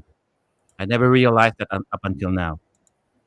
With the PS1 games, there were a lot of JRPGs as well, but I always find myself questioning the story as well. Coming to and so I don't want to hear people saying that you shouldn't judge Chrono Trigger up to date standards. I can separate today's gameplay, graphics, whatever, and store as long as the story is there. Mhm. It could be an 8-bit game as long as the story is solid. I can appreciate that. I can appreciate the low key silence. I can appreciate the comic book style of Fantasy Star 4. I can appreciate the FMBs that some of the PS1 games are showing. Sure, that's fine. It's part of their storytelling. Sure, it's part of the visual, the graphical storytelling. I can appreciate all of those styles. As the players, we just have to make sure that we're piecing all of the information piece by piece and not relying the game to spoon feed us everything. Like Sir Dan mentioned that to me as well. Mhm. I'm always being reminded that the game doesn't have to spoon feed you everything. With enough visuals, with enough music, you can come up with, you can interpret what's going on with the game, what's going on with the story. I learned that the hard way throughout the years playing PlayStation 1 JRPGs, PS2, PS3, coming down to SNES. I played Fantasy Star 4 after I played Chrono Trigger. I realized that in terms of that both games cannot necessarily be compared to one another because they play differently. But in terms of storytelling, character development, interactions, I said to these guys, I would give the edge to Fantasy Star 4. Mhm. And you will not have that kind of conclusion, guys, if you haven't played the other game. If it like we're saying, if Chrono Trigger is your benchmark towards everything, nothing else will compare. We just need to have we just need to have an open mind on giving other games a chance and see for ourselves which one is gold and which one is not. Back to Sir Dan. Mhm. Thank you very much for your thoughts, gentlemen. Well, I've enjoyed the episode. I think it's been very fun. I mean, like I say, I still think Chrono Trigger is a good game, and I've really enjoyed the debates, both from the chats and from Sir Derek. Thank you very much, Sir Derek, for all your counterpoints, mate. It's been good, mate. It's been good, mate. The banter has been brilliant. I've enjoyed it. My final thoughts on the actual game itself, it has really come through this episode, and that it's clear that it's an evolutionary game rather than a revolutionary game, and it's where you've experienced that evolution to how much you're attached to it. Like some of you chaps said earlier, imagine your first kiss with your first girlfriend. Now, Mm. that it's got that kind of hold on a lot of people. What we need to make sure is that hold doesn't actually block out certain realities, and that's always been my bugbear with Chrono Trigger, that people warp facts to make it something it's not. Mhm. And it's recognizing the flaws in it. It's recognizing that for it to be a best game ever, it needs, I mean, there is no best game ever. It's all subjective. I mean, we've all got our own opinions, but when people are turning around and saying 95% of people haven't heard of games that have done that before, or a lot of people think, or some people think are better, that doesn't mean those games don't exist. Mhm. And it is, for me, that's quite a dangerous thing, not just with Chrono Trigger, but with retro gaming, that fan bases warp facts to project to change history, essentially. Do you know what I mean? We get a revisionist history. So that's just something to bear in mind. Chrono Trigger itself is an evolutionary beginner's RPG, in my opinion. And if you're new to RPGs, it's a great start. But please, Chrono Trigger, and I include Final Fantasy in this as well. I read a lot of stuff from people that really only play Chrono Trigger and Final Fantasy, and that is like 90% of their RPG library.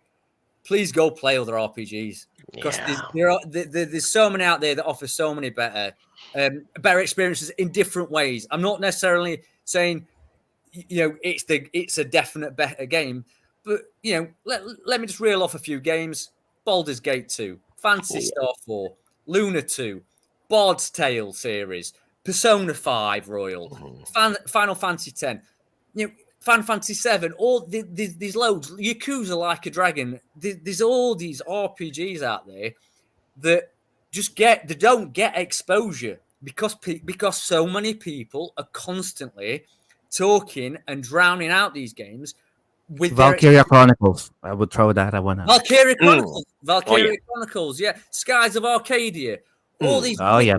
wicked RPGs that get 10% of the limelight because people are obsessing over this one game, this one first kiss game they fell in love with. And that's nice. That's great. But That's good dick.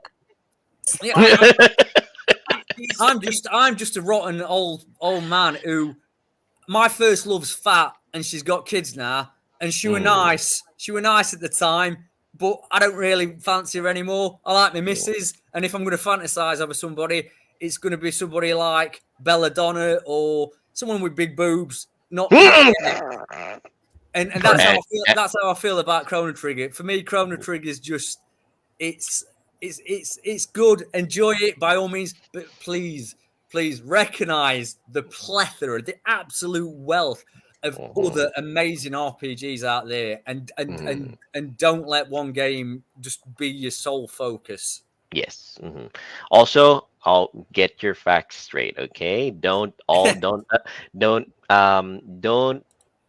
push your love of a game to like Dan says, to warp the facts of the case, because the fact is there are objective facts, like there certain games came first, certain games that did things first, and just make sure to understand that if you make a claim, make that claim with a factual basis, and if you think that it's the very best, it's a subjective opinion. There you go. All right. So let's do our shameless plugs. Yeah. Let's start with Sir Viraj. Where can they find you? Well, you can find us in hell. No, you can find us on the Sega Mega Masters channel on YouTube, where we, for those of you who love the Sega Mega Drive or are interested in Sega Mega Drive games, and the Master System and all the Sega retro stuff, we talk about that era of the the fourth generation and all that. And we do reviews, and it's all good stuff. You can also find us on the Sega Genesis group on Facebook. Boom, back to you. All right. Thank you for that, Sir Biraj. How about you, Sir Joel? Where can they find you? All right. Well, you can find me mostly streaming on Kick and on Twitch under the banner Banyagang Native. Just type in Banyagang Native in the search bar, and you'll find me streaming occasionally. Life comes at you fast, though, so I might not be there on often, but you will still be able to interact with me on the Pinoy Retro Gaming Facebook page. I do my very best to come over there and say hi in the Pinoy Retro Gaming official Facebook page and Pinoy Retro Gaming community page. So check me out there. Hashtag FUFB. FUFB. Yes. And one of our special guests for this evening, Sir Derek. Where can they find you? Derek. Derek. Say hello to your fans as well. Yeah. Hello, guys. There you go. Hello, RGT crew. You can watch me daily. I stream daily. Afternoons, every afternoon, I stream RPGs in my personal page. I also stream. Take note. I also stream on the Pinoy Retro Gaming page, and I used to play just a bit of the 2 hours, just 2 hour content of some of the classic RPG games. Like I actually joined Bahamut Lagoon on Bahamut Lagoon. Nice. You should try that one. Good choice. If you want to watch some of the RPGs that are less known or less popular, you can check it out.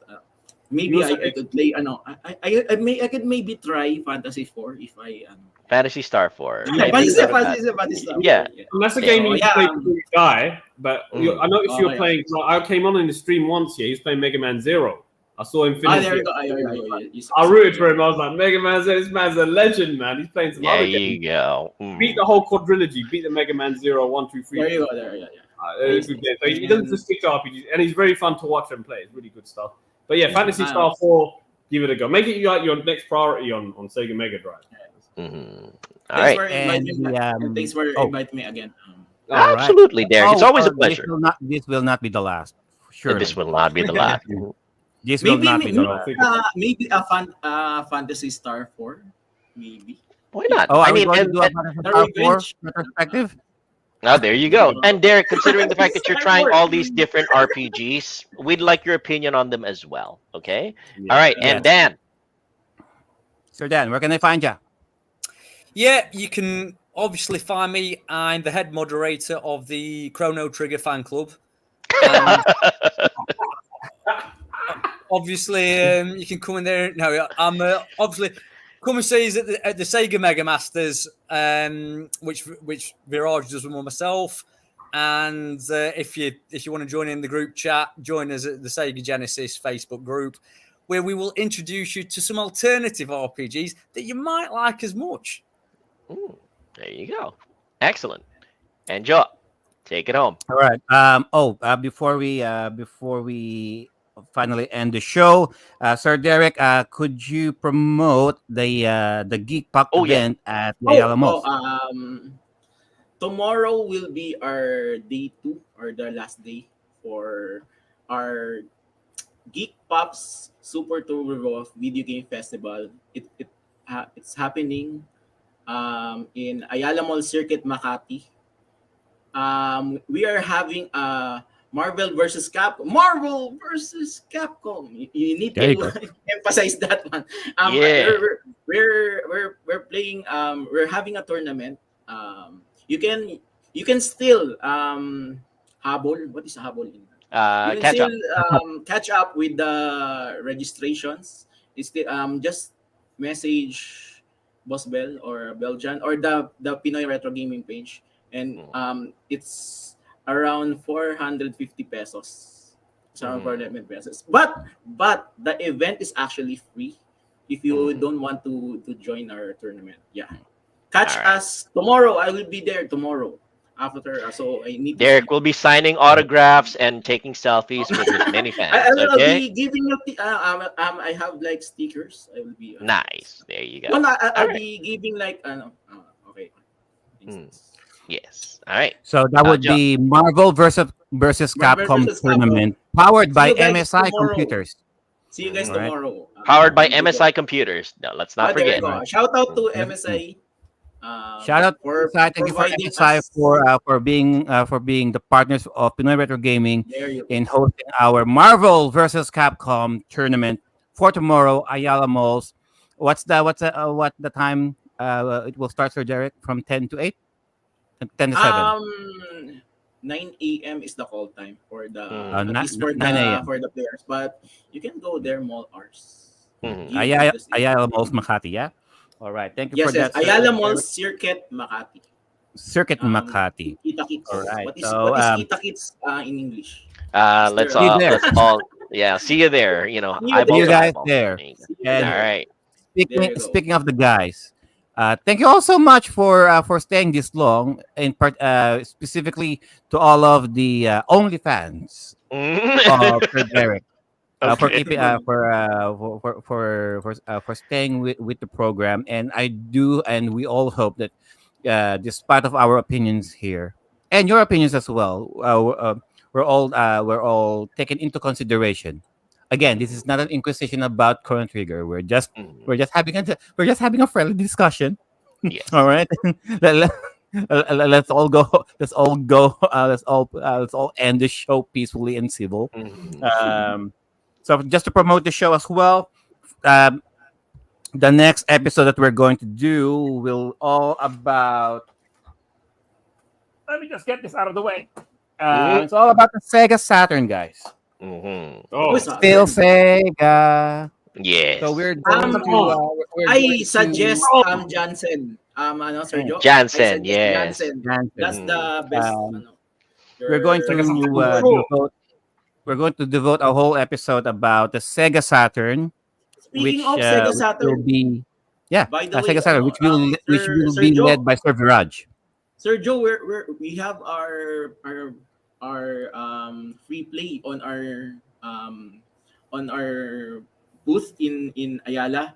You can Oh. play House of the Dead on the original with the light gun. See? Nice. How did you- Very how did you- For those how did who you have use not the Saturn? experienced the light gun, you should try it. You should try it.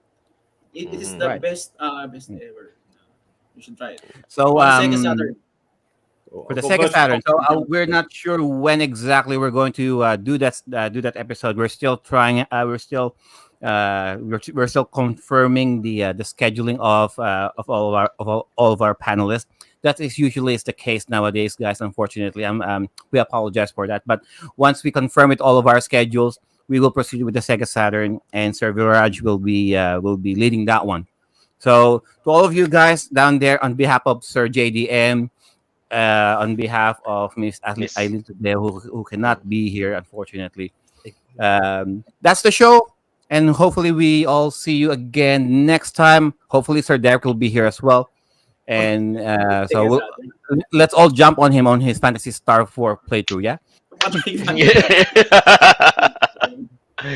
And that's the show. And as always, our games and our bodies will grow out of date, but our gaming experiences will forever remain. Hey, Timeless. All right. See you guys again soon. Enjoy. Ciao. Sounds good.